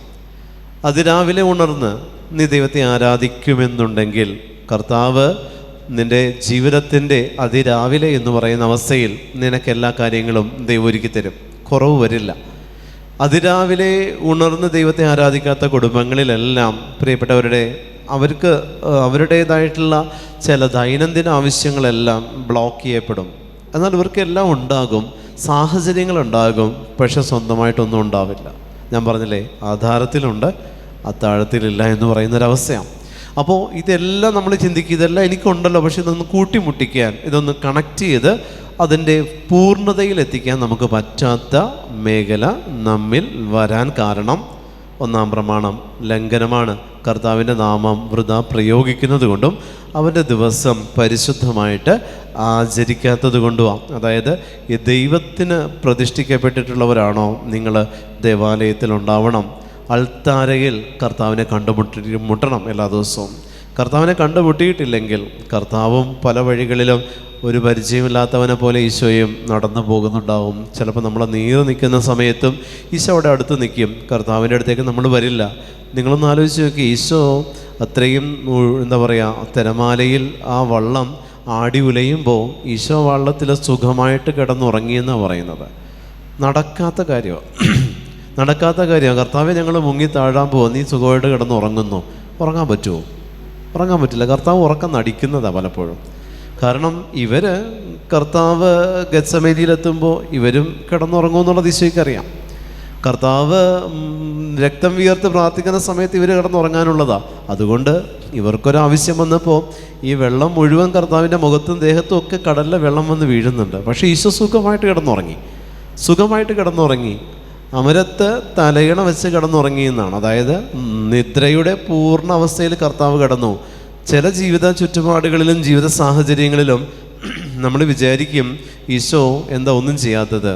ഈശോ ഉറങ്ങിക്കിടക്കുക, ഈശോനെ നമ്മൾ ഉറക്കിക്കിടത്തിയിരിക്കുക. കാരണം ദൈവത്തിന് കൊടുക്കേണ്ട 3 വിഹിതങ്ങളാണ് ആദ്യത്തെ 3 കൽപ്പനകൾ. അതിൽ ഒന്നാമത്തെ വിഹിതം അവന് കൊടുക്കേണ്ടത് ആരാധനയും, രണ്ടാമത്തെ വിഹിതം അവൻ്റെ നാമത്തോട് നമ്മൾ കൊടുക്കുന്ന ബഹുമാനവും, മൂന്നാമത്തെ ദിവസം അവൻ്റെ ദിവസത്തിന് നമ്മൾ കൊടുക്കുന്ന പ്രാധാന്യവുമാണ്. ഈ 3 വിഹിതം ദൈവത്തിന് നീ കൊടുത്താൽ 4 മുതൽ 10 വരെയുള്ള കൽപ്പനകളിൽ നിനക്ക് അതിൻ്റെ പൂർണ്ണതയിൽ അത് പാലിക്കാനായിട്ട് പറ്റും. ആദ്യത്തെ 3 കൽപ്പനയിൽ ഏതെങ്കിലും ഒന്ന് ലംഘിക്കുന്ന വ്യക്തി 4 മുതൽ 10 വരെയുള്ള കൽപ്പനകളും ഈസിയായിട്ട് ലംഘിച്ചിട്ടുണ്ടാവും. ആദ്യത്തെ 3 കൽപ്പനകളിൽ ഏതെങ്കിലും ഒന്ന് ലംഘിച്ച വ്യക്തി 4 മുതൽ 10 വരെയുള്ള കൽപ്പനകളും ഈസിയായിട്ട് ലംഘിക്കും. ഈ കൽപ്പനകൾ ലംഘിക്കുമ്പോൾ ഒരിക്കലും ഒരു കുറ്റബോധം അവരെ സംബന്ധിച്ച് തോന്നില്ല. ഒരിക്കലും അയ്യോ തെറ്റ് ചെയ്തല്ലോ എന്നുള്ളൊരു ബോധ്യം ഒരിക്കലും അവർക്കുണ്ടാവില്ല. കാരണം ഒന്നാം പ്രമാണം ലംഘിച്ചു കഴിഞ്ഞാൽ ബാക്കിയുള്ള, ഒന്നാം പ്രമാണം ഞാൻ ഉദ്ദേശിക്കുന്ന ആദ്യത്തെ 3 കൽപ്പനകളാണ്. അത് ലംഘിച്ചു കഴിഞ്ഞാൽ പിന്നെ നിങ്ങൾക്ക് ബാക്കിയുള്ളതെല്ലാം പാപമാണെന്നുള്ളൊരു ബോധ്യം സാത്താൻ തരില്ല. കാരണം ഒന്നാം പ്രമാണം ലംഘിക്കുമ്പോൾ ദൈവത്തെ ആരാധിച്ചില്ലെങ്കിൽ ആരാധന അവിടെ നടക്കും. അത് സാത്താൻ കൊടുത്തുകൊണ്ടിരിക്കും. നമ്മൾ ദൈവത്തെ ആരാധിച്ചില്ലെങ്കിൽ ഞാൻ ഒന്നിനെ ആരാധിക്കുന്നില്ല എന്നർത്ഥമില്ല. ദൈവത്തെ ആരാധിച്ചില്ലെങ്കിൽ ഓട്ടോമാറ്റിക്കലി എൻ്റെ ആരാധനകൾ സാത്താൻ കിട്ടിക്കൊണ്ടിരിക്കുന്നുണ്ട്. ദൈവത്തെ ആരാധിച്ചില്ലെങ്കിൽ ഞാൻ ഒരു ന്യൂട്രൽ പൊസിഷനിലല്ല നിൽക്കുന്നത്. ദൈവത്തെ ആരാധിച്ചില്ലെങ്കിൽ ഞാൻ ഒന്നുമല്ലാത്ത ഒരവസ്ഥയിലല്ല നിൽക്കുന്നത്. ദൈവത്തിന് കിട്ടേണ്ട വിഹിതം ദൈവത്തിന് കിട്ടിയില്ലെങ്കിൽ അന്നത്തെ ദിവസത്തെ നിൻ്റെ വിഹിതം സാത്താൻ ഏറ്റെടുത്തിട്ടുണ്ട്. അതായത് അന്ന് നിൻ്റെ രാജാവായി അവനെ നീ അവരോധിച്ചിട്ടുണ്ട്. അപ്പോൾ അവൻ്റെ പണി നിന്നെ കൊണ്ട് എടുപ്പിക്കുന്നതാണ് 4 മുതൽ 10 വരെയുള്ള കൽപ്പനകളെ ലംഘിക്കാൻ ഒരു തരത്തിലും നമുക്കൊരു ബുദ്ധിമുട്ടും തോന്നില്ല. നമ്മൾ ലംഘിക്കും ഭംഗിയായിട്ട്, ഒരു ബുദ്ധിമുട്ടും നമുക്ക് തോന്നില്ല, അതിലൊരു കുറ്റബോധവും തോന്നില്ല, ഒരു മനസാക്ഷി കുത്തും നമുക്കുണ്ടാവില്ല. നമ്മൾ ഭംഗിയായിട്ട് അത് ലംഘിച്ച് ഇത് പാപമാണല്ലോ എന്നുള്ളൊരു ചിന്തയും ഇല്ലാതെ ദൈവത്തിൻ്റെ മുമ്പിൽ തന്നെ നമ്മൾ ചെന്ന് നിൽക്കുകയും ചെയ്യും. ഈശോ നമ്മളോട് പറയുന്നു, പാപത്തിൻ്റെ മേഖലകളിൽ നിന്ന് പുറത്തു വരാൻ നീ ആഗ്രഹിക്കുന്നുണ്ടെങ്കിൽ ദൈവത്തെ ആരാധിച്ചാൽ മതി. ദൈവത്തെ ആരാധിക്കുമ്പോൾ നിന്നെക്കൊണ്ട് പാപം ചെയ്യിപ്പിക്കുന്ന നിന്നിൽ വസിക്കുന്ന അരൂപി നിന്നിൽ നിന്ന് പുറത്താക്കപ്പെടും. പാപം ചെയ്യാതിരിക്കാൻ ബലം പിടിച്ച് പാപം ചെയ്യാതിരിക്കുന്ന വ്യക്തികൾക്കെല്ലാം ബലം പിടിച്ച് തന്നെ പാപം ചെയ്യിപ്പിക്കും പിശാച്. അത് പറ്റില്ല പ്രിയപ്പെട്ട. ചില പാപങ്ങളിൽ നിന്ന് പിന്മാറാൻ ചില വ്യക്തികൾ ഭയങ്കര ഡിസിഷൻ എടുക്കുന്നത് കാണാം. ഒരു ഗുണവുമില്ല. പാപം ചെയ്യാതിരിക്കണമോ ദൈവത്തെ ആരാധിക്കണം. ദൈവത്തെ ആരാധിക്കുമ്പോൾ പാപം ചെയ്യിപ്പിക്കുന്ന സ്പിരിറ്റ് നിന്നിൽ നിന്ന് ഓട്ടോമാറ്റിക്കലി ഇത് പുറത്തു പോവുകയും അങ്ങനെ നീ പാപം ചെയ്യാതിരിക്കുകയാണ് ചെയ്യുന്നത്. പാപം ചെയ്യാതിരിക്കാൻ ശരീരം കൊണ്ടും ജീവിതം കൊണ്ടും ബലം കൊടുക്കുന്ന ഒരു വ്യക്തിക്കും അത് പൂർത്തീകരിക്കാൻ പറ്റില്ല. മദ്യത്തിൻ്റെ അഡിക്റ്റനാണോ? പാപം, വീണ്ടും മദ്യപിക്കാൻ എനിക്ക് താല്പര്യമില്ല. ദൈവത്തെ ആരാധിക്കുക.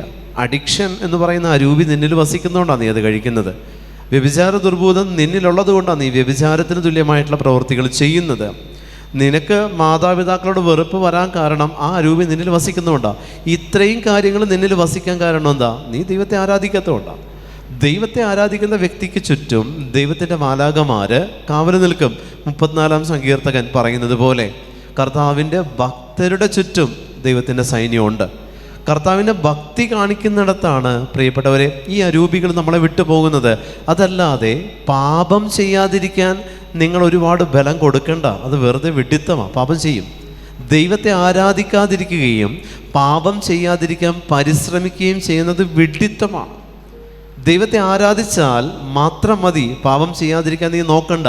നിനക്ക് പാപം ചെയ്യാൻ പറ്റില്ല. കാരണം ആരാധിക്കുമ്പോൾ നിന്നെ കൊണ്ട് പാപം ചെയ്യിപ്പിക്കുന്ന അരൂപി ആരാധിക്കുന്നവൻ്റെ ഉള്ളിലിരിക്കാൻ പറ്റില്ല. അത് തനിയെ പൊയ്ക്കോളും.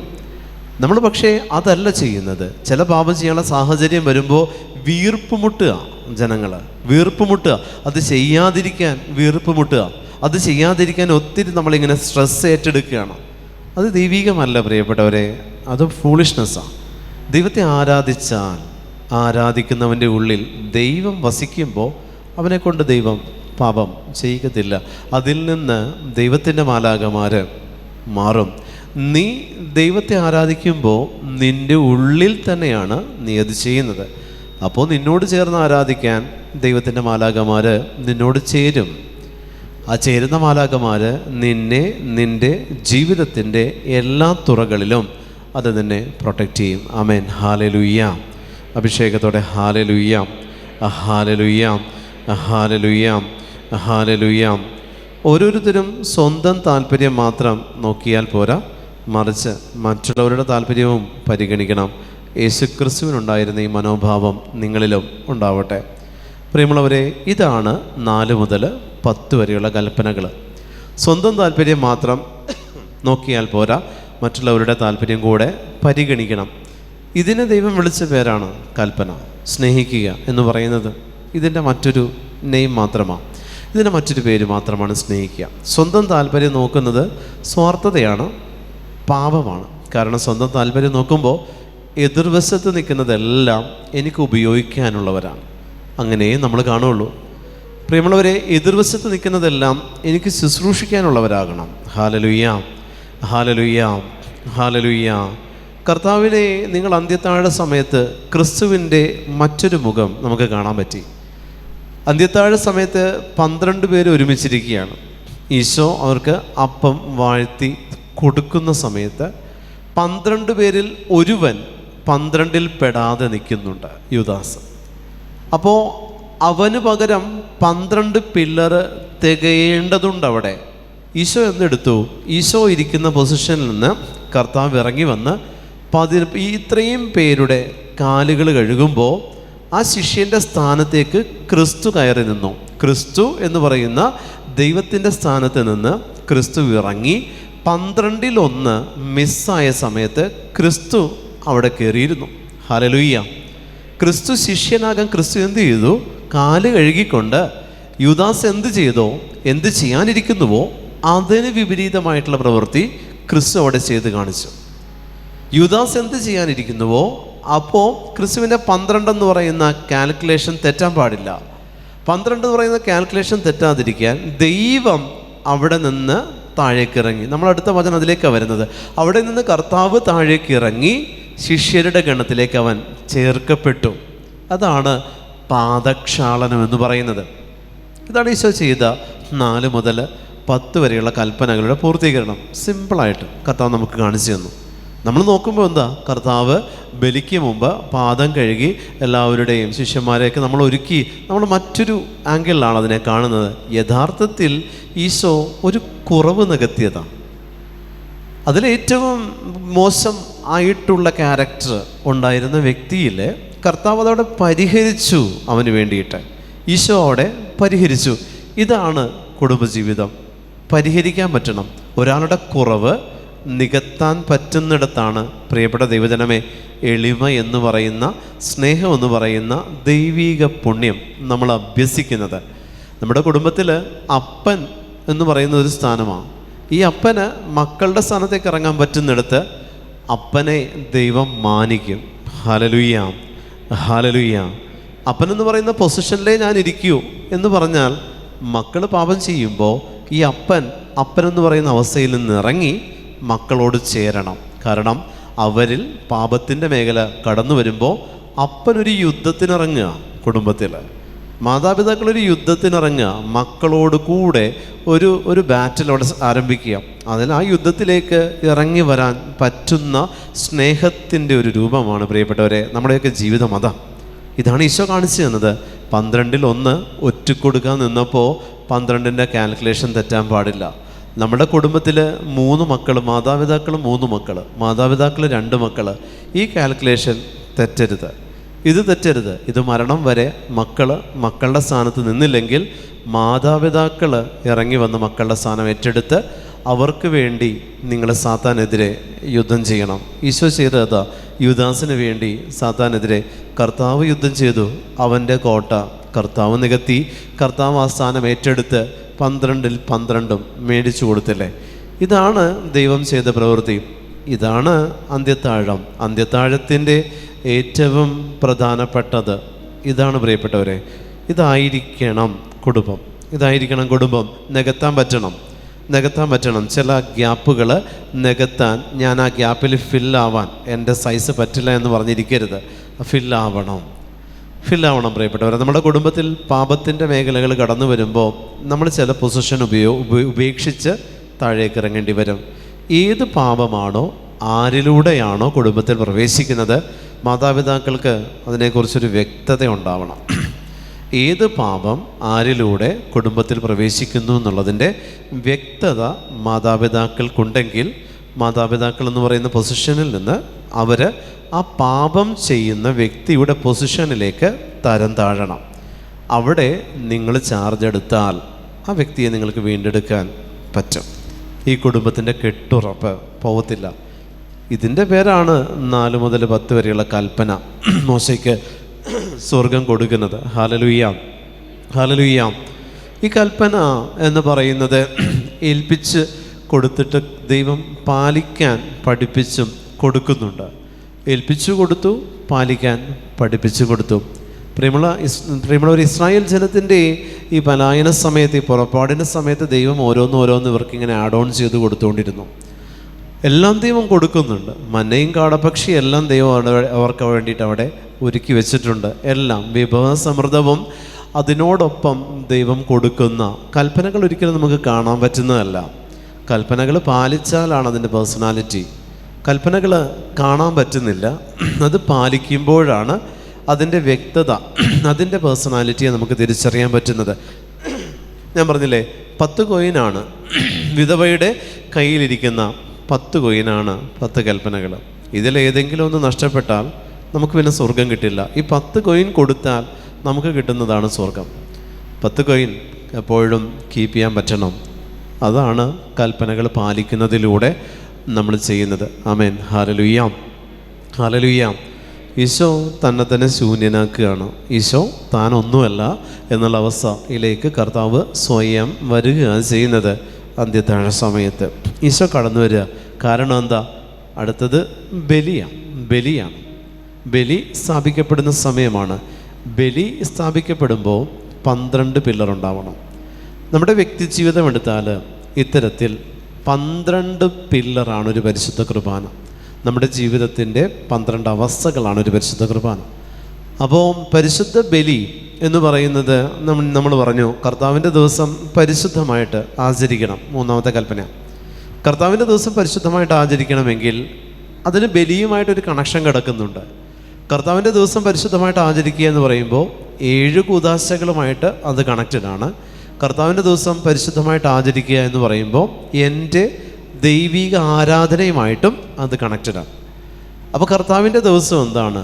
എല്ലാ ദിവസവും കർത്താവിൻ്റെ തന്നെയാണ്. പക്ഷേ അവൻ ഏഴാമത്തെ ദിവസം അനുഗ്രഹിച്ചു എന്ന് പറയുന്നുണ്ട്. ഏഴാമത്തെ ദിവസത്തെ അനുഗ്രഹിക്കാൻ കാരണം എന്താണ്? പ്രവൃത്തിയിൽ നിന്ന് വിരമിക്കുന്ന ദിവസമാണ് ഏഴാം ദിവസം. പ്രവൃത്തിയിൽ നിന്ന് വിരമിക്കുന്ന ദിവസം ഏഴാം ദിവസത്തെ ദൈവമായ കർത്താവ് അനുഗ്രഹിച്ച് മനുഷ്യന് കൊടുത്തപ്പോൾ മനുഷ്യനോടുകൂടെ ദൈവം വസിച്ച ദിവസം എന്ന് നമുക്ക് വേണമെങ്കിൽ വിളിക്കാം.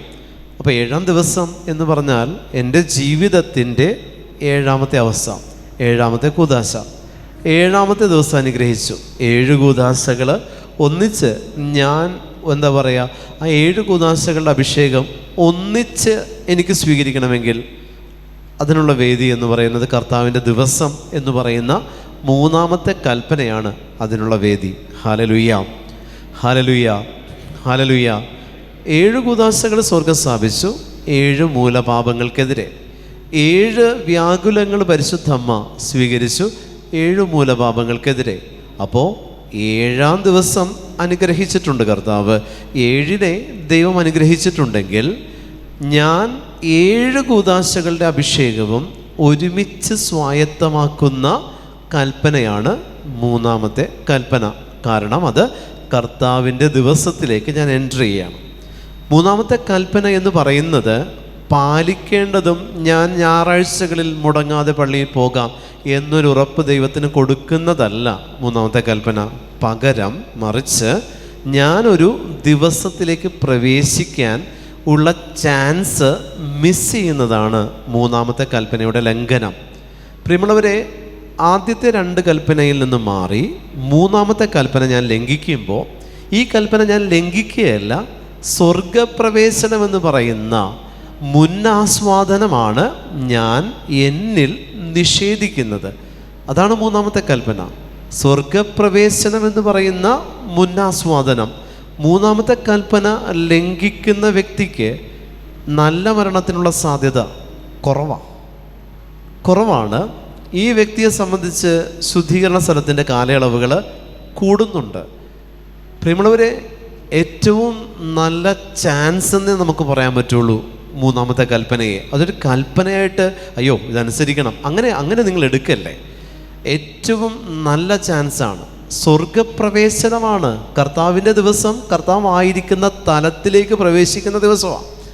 അത് ഞാൻ എന്താ പറയുക, ഞാൻ മരിച്ച എൻ്റെ ആത്മാവ് സ്വർഗപ്രവേശനത്തിലേക്ക് പ്രവേശിക്കുന്ന ആ ഒരു തലമാണ് 3ാമത്തെ കൽപ്പനയിൽ ദൈവം നമുക്ക് വേണ്ടി പ്രൊവൈഡ് ചെയ്തിരിക്കുന്നത്. ഇതിനെ എങ്ങനെ നമ്മൾ കൽപ്പന എന്ന് പറയും? കർത്താവിൻ്റെ ഓഫറാണത് ശരിക്കും. Hallelujah, hallelujah. ദൈവമായ കർത്താവ് മനുഷ്യന് കൊടുത്ത ഓഫറാണ് 3ാമത്തെ കൽപ്പന. അതായത് സ്വർഗപ്രവേശനത്തിൻ്റെ മുന്നാസ്വാദനമാണ് നീയൊരു ദൈവാലയത്തിൽ പ്രവേശിക്കുന്നത്.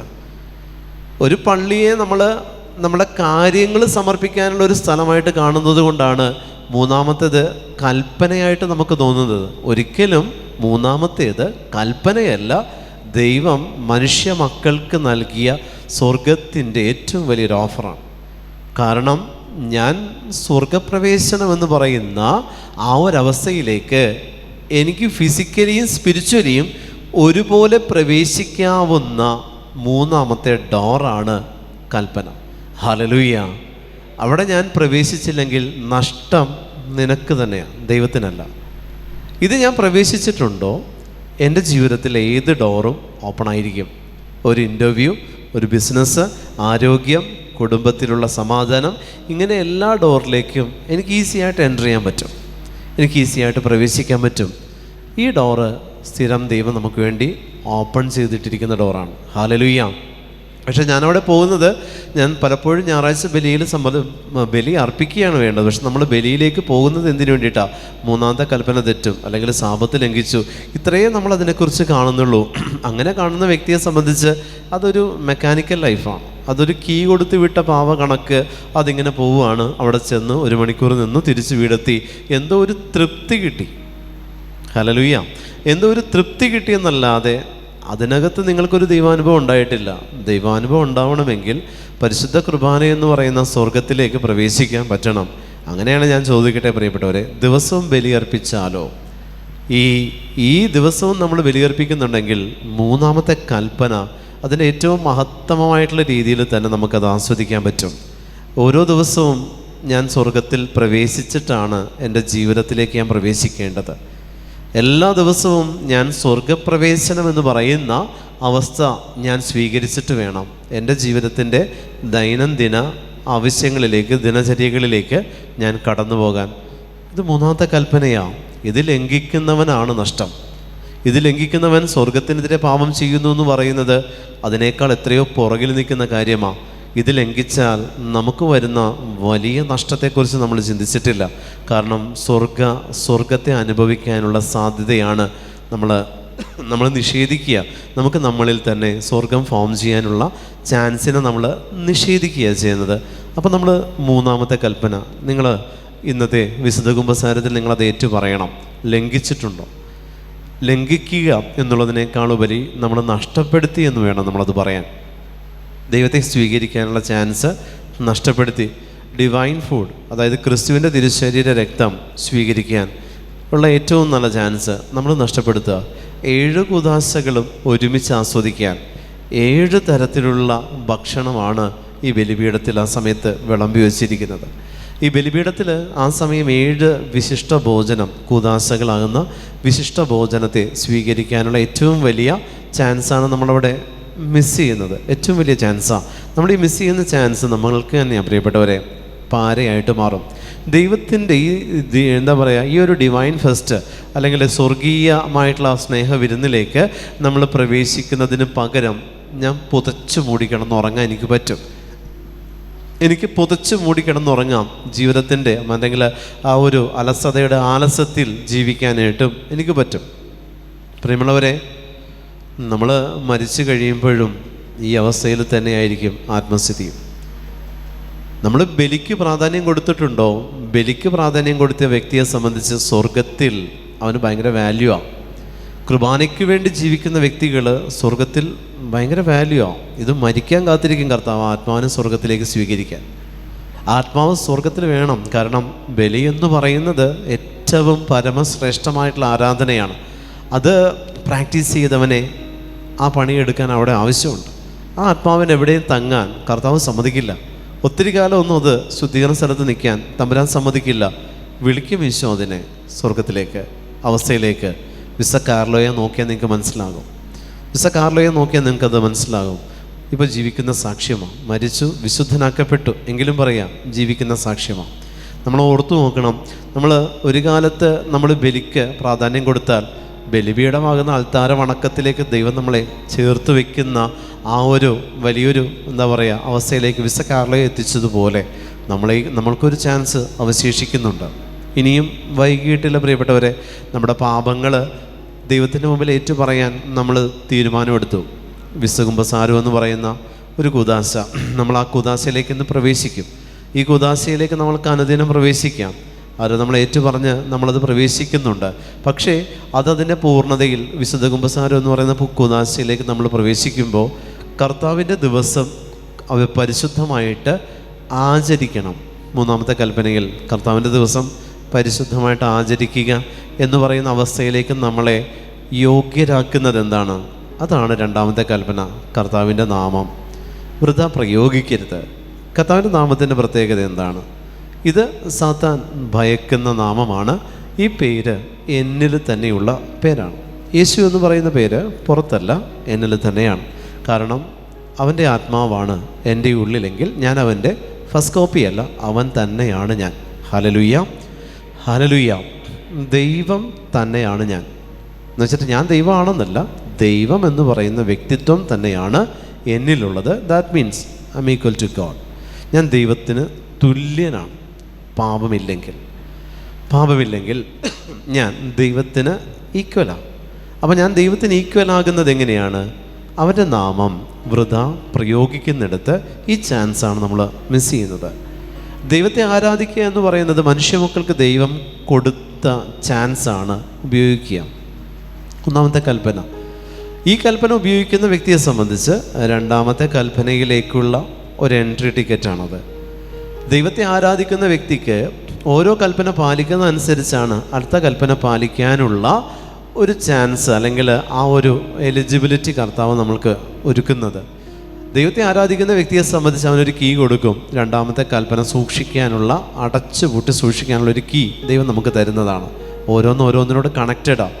മൂന്നാമത്തെ കൽപ്പന നമ്മൾ പതിവായിട്ട് പാലിക്കണമെങ്കിൽ പ്രിയമുള്ളവരെ, ദൈവനാമം അതിനെക്കുറിച്ച് നമ്മൾ അറിഞ്ഞിരിക്കണം. സ്വർഗസ്വനായ പിതാവേ എന്നുള്ള പ്രാർത്ഥന അത് പഠിപ്പിച്ചു കൊടുക്കുമെന്ന് ശിഷ്യന്മാർ വിചാരിച്ചിട്ടില്ല. പക്ഷെ അവർ പറഞ്ഞു ഞങ്ങളെ പ്രാർത്ഥിക്കാൻ പഠിപ്പിക്കണം. അവിടെ ഈ ദൈവം അവരോട് പറഞ്ഞു, സ്വർഗസ്ഥനായ ഞങ്ങളുടെ പിതാവേ എന്ന് നിങ്ങൾ വിളിക്കണം. സ്വർഗസ്ഥനായ എൻ്റെ പിതാവേ എന്ന് വിളിക്കാൻ പഠിപ്പിച്ചില്ല.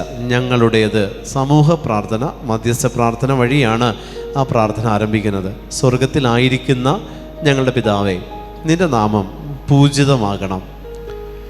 രണ്ടാമത്തെ കൽപ്പന പ്രാർത്ഥനയാക്കി ദൈവം.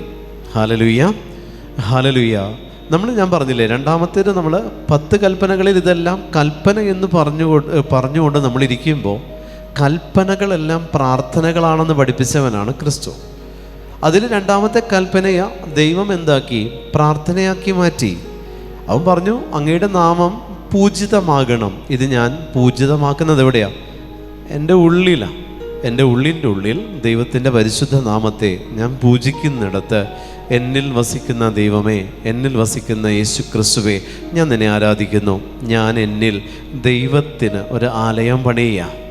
എൻ്റെ ഉള്ളിൽ ഞാനൊരു പള്ളി നിർമ്മിക്കുക. എൻ്റെ ഉള്ളിൽ ഒരു പള്ളി ഞാൻ നിർമ്മിച്ചിട്ട് ആ പള്ളിക്കകത്ത് എൻ്റെ കർത്താവിനെ ഞാൻ ഇരുത്തിയിരിക്കുക. എൻ്റെ പള്ളിക്കകത്ത് ആ ദൈവത്തെ ഞാൻ ഇരുത്തിയിരിക്കുക. കാരണം എന്നിട്ട് ഈ ദൈവത്തിന് ദിവസവും ഞാൻ നേർച്ച കാഴ്ചകൾ സമർപ്പിക്കുന്നത് ഇതിനകത്ത് തന്നെയാണ്. ഞാൻ എൻ്റെ ദൈവത്തിന് ദിവസവും അർപ്പിക്കുന്ന നേർച്ച കാഴ്ചകളാണ് കൽപ്പനകൾ നിറവേറ്റിയുള്ള ജീവിതവും ദൈവസ്നേഹത്തിൽ നിറഞ്ഞുള്ള പെരുമാറ്റവും. പ്രിയമുള്ളവരെ, ഈ രണ്ടാമത്തെ കൽപ്പനയുടെ പ്രത്യേകത എന്താ? ദൈവത്തിൻ്റെ നാമം സകല നാമങ്ങൾക്കും ഉപരിയായ നാമം വഹിക്കുന്നവൻ, സകല നാമങ്ങൾക്കും ഉപരിയായ നാമധാരിയായുള്ളവനാണ് നമ്മുടെ കർത്താവായ, ഏക കർത്താവായ ദൈവം. ഒരേ ഒരു ദൈവം, കർത്താവായ യേശു മിശിഹ. ഈ ദൈവത്തിലേക്ക് നമ്മൾ ചേരുകയാണ്. അവൻ്റെ നാമത്തെ നമ്മൾ എന്താ പറയുക, പരിശുദ്ധമായിട്ട് ഉച്ചരിക്കുമ്പോൾ, ആചരിക്കുമ്പോൾ. നാമം ഉച്ചരിക്കുന്നത് എപ്പോഴും നമ്മൾ അധരത്തിലാണ്. പേര് ചൊല്ലി ദൈവത്തെ വിളിക്കാൻ ദൈവം നമുക്ക് പെർമിഷൻ തന്നു. പേര് ചൊല്ലി ദൈവത്തെ വിളിക്കാൻ, അപ്പനെ കയറി നമ്മൾ പേര് വിളിക്കില്ല, അപ്പാന്ന് തന്നെ വിളിക്കുകയുള്ളൂ. നമ്മുടെ മാതാപിതാക്കളെ നമ്മൾ പേര് ചൊല്ലിയല്ല വിളിക്കുന്നത്. അവരെ നമ്മൾ സ്ഥാനമാണ് കൊടുത്ത് വിളിക്കുന്നത്. അവരെ നമ്മൾ കൊടുക്കുന്നത് അപ്പച്ചൻ, അമ്മ എന്ന് തന്നെയാണ് നമ്മൾ വിളിക്കുന്നത്. ജോസഫേ എന്ന് അപ്പനെ കയറി ആരും മക്കളെ വിളിക്കില്ല. മേരിയെ എന്ന് പറഞ്ഞ് അമ്മയും വിളിക്കില്ല. പക്ഷെ ദൈവം നമുക്കൊരു ചാൻസ് തന്നു, നീ എന്നെ പേര് ചൊല്ലി വിളിക്കണം. ദൈവം നമ്മെ പേര് ചൊല്ലി വിളിച്ചതുപോലെ അവനെയും പേര് ചൊല്ലി വിളിക്കാൻ, ഈശോയെ എന്ന് വിളിക്കാൻ പറ്റുന്നൊരു പേര്, നാമം നമുക്കവൻ തരിക. മനുഷ്യൻ്റെ കയ്യിലേക്ക് ദൈവത്തിൻ്റെ ഡെസിഗ്നേഷൻ വെച്ച് തന്നു. Hallelujah, hallelujah. ദൈവത്തിൻ്റെ ഡെസിഗ്നേഷൻ എൻ്റെ കയ്യിൽ വെച്ച് തന്നിട്ട് പറഞ്ഞു, യു ക്യാൻ യൂസ്, നിനക്കത് ഉപയോഗിക്കാം, നീ ഉപയോഗിച്ചോ എന്ന് പറഞ്ഞ് ദൈവത്തെ എൻ്റെ അധരത്തിൽ, എൻ്റെ കരങ്ങളിൽ വച്ചു തന്നവൻ. പ്രിയമുള്ളവരെ, ഇനി നമ്മൾ വീണ്ടും പരിശുദ്ധ കുർബാനയിലേക്ക് പോവാണ്. ദൈവത്തിൻ്റെ നാമം മാംസം ധരിച്ചത് എൻ്റെ അധരത്തിലേക്ക് ഈ കുർബാനയിൽ ദൈവത്തിൻ്റെ പ്രതിപുരുഷനായ വൈദികനിലൂടെ വീണ്ടും എൻ്റെ അധരത്തെ ദൈവം ഉപയോഗിക്കാൻ തുടങ്ങി. അവനെ സ്വീകരിക്കാൻ, അവൻ്റെ തിരുശരീര രക്തങ്ങളെ സ്വീകരിക്കാൻ എൻ്റെ അധരത്തെ കർത്താവ് റെൻറ്റിനെടുക്കും. ഞാൻ പരിശുദ്ധ ബലിക്ക് ചെല്ലുമ്പോൾ കർത്താവ് എനിക്കതിന് പേ ചെയ്യും. ഞാൻ ദൈവമേ നിന്നെ സ്വീകരിക്കാൻ ഞാൻ വന്നിട്ടുണ്ട്, നീ എനിക്ക് തിരിച്ചെന്തെങ്കിലും തരണം. നിന്നെ ഞാൻ യോഗ്യതയോടെ സ്വീകരിക്കാം, നിന്നെ ഞാൻ താല്പര്യത്തോടെ സ്വീകരിക്കാം, നിന്നെ സ്വീകരിക്കാൻ എല്ലാ ദിവസവും ഞാൻ നിന്നെ സ്വീകരിക്കാൻ വരാം. ബലിയാകുന്ന ക്രിസ്തു ബലിപീഠമൊരുക്കി തന്നെ തന്നെ കീറി മുറിച്ച് പീസ് പീസാക്കി ഇവിടെ വെച്ച് വിളമ്പാൻ കർത്താവ് റെഡിയായിട്ടിരിക്കുമ്പോൾ കർത്താവ് പറയുന്നുണ്ട്, വഴി വക്കിൽ നിൽക്കുന്ന എല്ലാത്തിനും പോയി വിളിച്ചുകൊണ്ട് വാ. വിവാഹ വസ്ത്രം ധരിക്കാത്തവരാരും ഇതിൽ പ്രവേശിക്കരുത്. ഇങ്ങനെ കർത്താവ് പറഞ്ഞിരിക്കുന്ന രീതിയിൽ, എല്ലാ രീതിയിലും ഞാൻ ഒരുങ്ങി യേശുവിനെ സ്വീകരിക്കാൻ ഞാൻ ദേവാലയത്തിലേക്ക് പ്രവേശിക്കുക. അവിടെ ചെല്ലുമ്പോൾ ദൈവത്തെ സ്വീകരിക്കാൻ ആൾ വേണ്ടേ? ഞാൻ കർത്താവ് ഇവിടെ ഉണ്ട്, നിന്നെ സ്വീകരിക്കാൻ ഞാനിവിടെ ഉണ്ട്. ഞാൻ ആരായി? ഞാൻ എന്നെ തന്നെ ഒന്ന് നോക്കിയേ. നമ്മളതിനെ മറ്റൊരു തലത്തിൽ നമ്മൾ കാണുന്നുണ്ട്. കർത്താവ് തന്നെ കീറി മുറിച്ച് നമ്മളെ തരാൻ അവൻ മനസ്സ് കാണിച്ചു. അവൻ്റെ കരുണയാൽ അവനെ സ്വീകരിക്കാൻ നമ്മൾ യോഗ്യരാക്കപ്പെട്ടു. ഇത് തന്നെ ഞാനും തിരിച്ചു പറയാം. കർത്താവെ, നിന്നെ സ്വീകരിക്കാൻ ഒത്തിരി പേര് മടി കാണിച്ചപ്പോൾ ഞാൻ നിന്നെ സ്വീകരിക്കാൻ ഇന്ന് ഈ ആലയത്തിനകത്തുണ്ട്. നീ എനിക്ക് പേ ചെയ്യുമോ? ഞാൻ നിന്നെ സ്വീകരിച്ചാൽ. നീ എനിക്ക് എന്ത് തരും? ഞാൻ നിന്നെ സ്വീകരിച്ചാൽ. അവനെ തന്നെ തന്നു, സ്വർഗം മുഴുവൻ എനിക്ക് തന്നു. എൻ്റെ അധരത്തെ അവൻ വിശുദ്ധീകരിച്ച് ആ തീക്കട്ട, പരിശുദ്ധ കുർബാനയാകുന്ന തീക്കട്ട അവൻ എൻ്റെ അധരത്തിൽ വെച്ച് തന്നു. ആ തീക്കട്ട ഞാൻ ഭുജിച്ച് ഇറക്കുക. ഞാൻ അവനെ സ്വീകരിച്ചു. ഇനി അവൻ എൻ്റെ ഉള്ളിൽ എൻ്റെ ശരീരത്തോട്, ആത്മാവിനോട് അവൻ ലയിച്ചു ചേരുമ്പോൾ എന്തും എനിക്ക് അവനോട് ആവശ്യപ്പെടാം. കാരണം ആ സമയം ഞാൻ പൂർണ്ണതയിൽ ക്രിസ്തുവായിട്ട് മാറ്റപ്പെടുന്ന സമയമാണ്. എന്ത് നിങ്ങൾക്ക് ചോദിക്കാവുന്ന സമയമാണ് പരിശുദ്ധ കുർബാന. അവിടെ നിങ്ങൾ ആവശ്യപ്പെടുകയാണ്, ഈശോയെ, എൻ്റെ ഉള്ളിൽ വന്നവനെ എന്ന് പറഞ്ഞുകൊണ്ട് നിന്നെ സ്വീകരിക്കാൻ ഞാൻ വന്നപ്പോൾ നീ നിന്നെ തന്നെ കീറി മുറിച്ച് എൻ്റെ അധരത്തിൽ നീ എനിക്ക് തന്നു. പ്രിയമുള്ള ദൈവജനമേ, അവിടെ നിങ്ങൾക്ക് ക്ലെയിം ചെയ്യാൻ പറ്റണം. ദൈവത്തോട് ക്ലെയിം ചെയ്ത് ചോദിക്കണം. എന്തും ചോദിക്കാം. കാരണം ദൈവം പറഞ്ഞ മാനദണ്ഡങ്ങൾ അനുസരിച്ച് ദൈവത്തെ സ്വീകരിച്ചു ഞാൻ. അപ്പോൾ എനിക്ക് ഒരു പ്രാധാന്യം ഞാൻ കൊടുത്തിട്ടുണ്ട്. Hallelujah, hallelujah. ദൈവത്തെ സ്വീകരിക്കാൻ നിനക്ക് സാധിക്കണമെങ്കിൽ നിനക്കൊരു പ്രാധാന്യം കൊടുക്കണം. നിനക്ക് ഒരു പ്രാധാന്യം നീ കൊടുത്താലേ ദൈവത്തെ സ്വീകരിക്കാൻ നിനക്ക് സാധിക്കുകയുള്ളൂ. പ്രിയമുള്ളവരെ, ഒരു മനുഷ്യനല്ല ദൈവത്തെ സ്വീകരിക്കുന്നത്. ദൈവാത്മാവ് ദൈവത്തോട് ചേരലാണ് പരിശുദ്ധ കുർബാന സ്വീകരണം. ഹല്ലേലൂയ. എൻ്റെ ഫിസിക്കൽ ബോഡി അല്ല അവിടെ ഈശോയെ സ്വീകരിക്കുന്നത്. എൻ്റെ ഉള്ളിൽ വസിക്കുന്ന ദൈവാത്മാവ് ദൈവത്തോട് ലയിച്ചു ചേരുന്നതാണ് പരിശുദ്ധ കുർബാന സ്വീകരണം. Hallelujah, hallelujah. പരിശുദ്ധ കുർബാനയിൽ ആദ്യം ഞാൻ ചെന്നു, പരിശുദ്ധ കുർബാനയ്ക്ക് ഞാൻ നിന്നു. അന്നാ പെസഹ മുതൽ അങ്ങോട്ട് ഞാൻ ലയിച്ചു ചേരുകയാണ്, ദൈവത്തിലേക്ക് ഞാൻ ലയിച്ചു ചേരുകയാണ്. തുടങ്ങി ഇങ്ങോട്ട് പരിശുദ്ധ കുർബാന സ്വീകരണം വരെ, സ്വീകരിക്കുന്നതിന് മുമ്പ് വരെയുള്ള അവസ്ഥയിൽ ഞാൻ ബലിയിലേക്ക് ലയിച്ചു ചേർന്നു. പരിശുദ്ധ കുർബാന സ്വീകരണ സമയമായി. ഇനി ദൈവം എന്നിലേക്ക് ലയിച്ചു ചേരുന്നു. അപ്പോൾ ഞാനും എൻ്റെ ദൈവമായ കർത്താവും ഒന്നായി മാറ്റപ്പെട്ടു. എവിടെ? കുർബാനയിൽ. അപ്പോൾ കുർബാന എന്നിൽ ജീവിക്കുന്നു. ഞാൻ കുർബാനയിൽ ജീവിച്ചതുമൂലം കുർബാനയ്ക്ക് വേണ്ടി ഞാൻ വെറുതെ ചെന്ന് കുർബാന സ്വീകരിച്ചാൽ ഇത് സാധ്യമാകുന്നില്ല. അതിന് കർത്താവ് വിവാഹ വസ്ത്രത്തിൻ്റെയും ഒരുക്കത്തിൻ്റെയും ചില വേഷങ്ങൾ കർത്താവ് എന്നെ അണിയിക്കുന്നുണ്ട്. ആ വേഷമണിയലാണ് ധ്യാനത്തിൻ്റെ രണ്ടാം ദിവസമായി ഇന്ന് വിശുദ്ധ കുമ്പസാരത്തിലൂടെ നമ്മൾ ഒരുങ്ങുന്നത്. അപ്പോൾ നമ്മൾ വന്ന് നിൽക്കുന്നത് രണ്ടാമത്തെ കൽപ്പനയാണ്.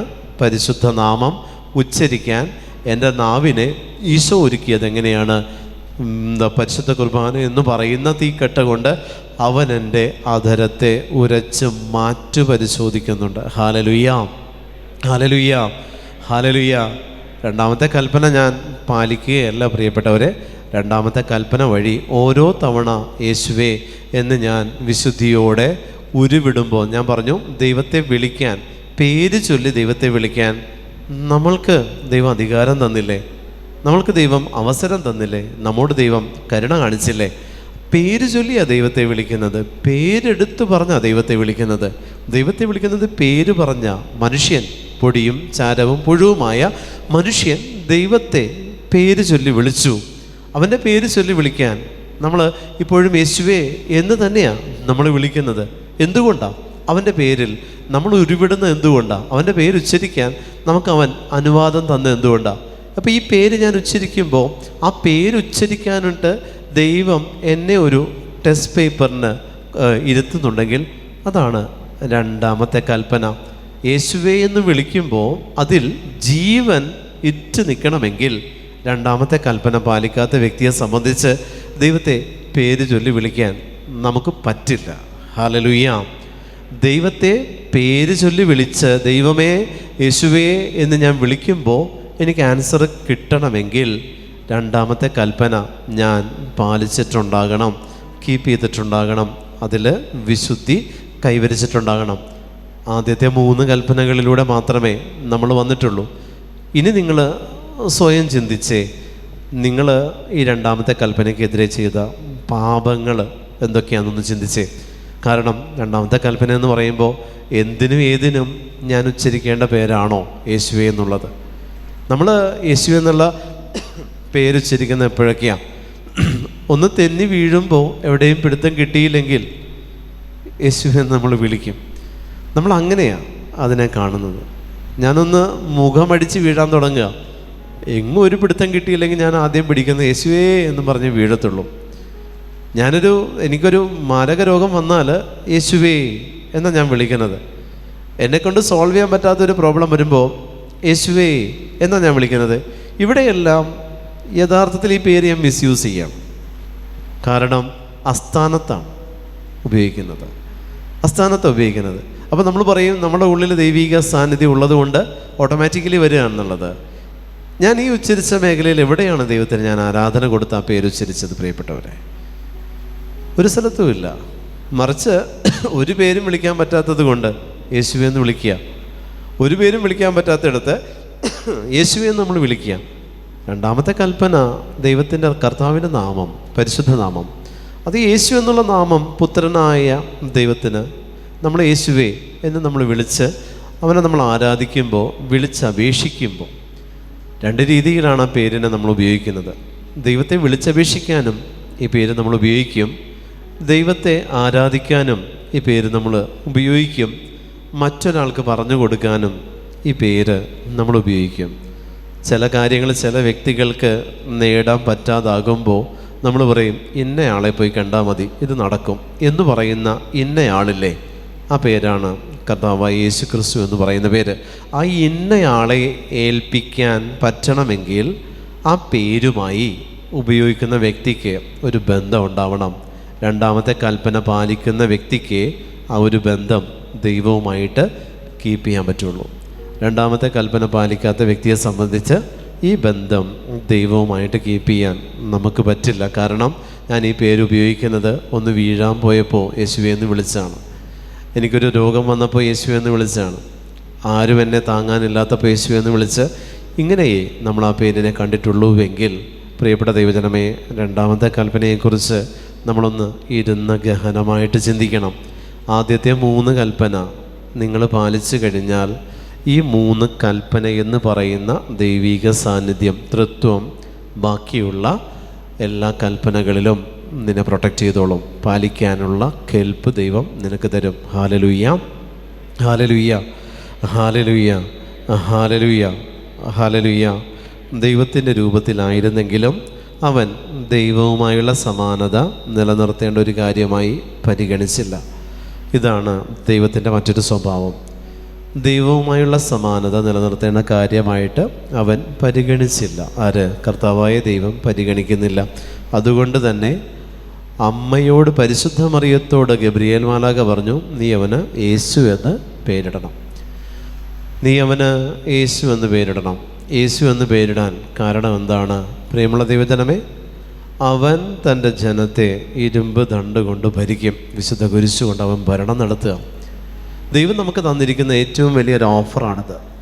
ദൈവം നമുക്ക് തന്നിരിക്കുന്ന ഏറ്റവും വലിയ ഓഫറാണ് ഇത്. ദൈവത്തെ നമ്മൾക്ക് ഉപയോഗിക്കാം. ദൈവം മനുഷ്യനെ ഉപയോഗിക്കുന്നു. നമ്മൾ പറയും ദൈവത്തിൻ്റെ പദ്ധതിക്ക് അനുസരിച്ച് ദൈവം നമ്മൾ ഓരോരുത്തരെയും ഇങ്ങനെ വെച്ചിരിക്കുകയാണ്. ദൈവത്തിന് ഇത് നിറവേറ്റാൻ, ദൈവത്തിന് അത് നിറവേറ്റാൻ, ദൈവത്തിന് എന്ത് ചെയ്യാൻ. പ്രിയമുള്ളവരെ, ഇതിനേക്കാൾ ഉപരി ദൈവത്തെ മനുഷ്യനല്ലേ ഉപയോഗിക്കുന്നത്, മനുഷ്യന് ദൈവമല്ല ഉപയോഗിക്കുന്നത്. കാരണം ദൈവം മനുഷ്യന് സൃഷ്ടികർമ്മം നടത്തി അവൻ്റെ പദ്ധതികൾ നിറവേറ്റാൻ ഓരോ കുടുംബത്തിൽ ദൈവം അവനെ സ്ഥാപിച്ച് അവനെ ഓരോ പേര് ഇട്ട് ഒരു വിശുദ്ധൻ്റെ പേര് നൽകി ഓരോ മനുഷ്യന് ദൈവം ഓരോ സ്ഥാനം കൊടുത്തിരുത്തിയിരിക്കുന്നു. പിന്നീട് അങ്ങോട്ട് ദൈവം അവന് കൊടുത്ത ഏറ്റവും വലിയൊരു സ്വാതന്ത്ര്യം എന്ന് പറയുന്ന ഒരു അഭിഷേകം അവന് കൊടുത്തപ്പോൾ ഈ സ്വാതന്ത്ര്യം ഉപയോഗിച്ച് ദൈവത്തെ മനുഷ്യൻ ഉപയോഗിക്കാൻ തുടങ്ങി. എനിക്കിതില്ല, ദൈവമേ നീ വരണം. ദൈവത്തെ മനുഷ്യൻ ഉപയോഗിക്കുക. എനിക്ക് രോഗമാണ്, ദൈവമേ നീ എന്നെ സുഖപ്പെടുത്തണം. ദൈവത്തെ മനുഷ്യൻ ഉപയോഗിക്കുകയാണ്. എനിക്ക് കടബാധ്യതയാണ്, കടബാധ്യത മാറ്റണം. ദൈവത്തെ മനുഷ്യൻ ഉപയോഗിക്കുക.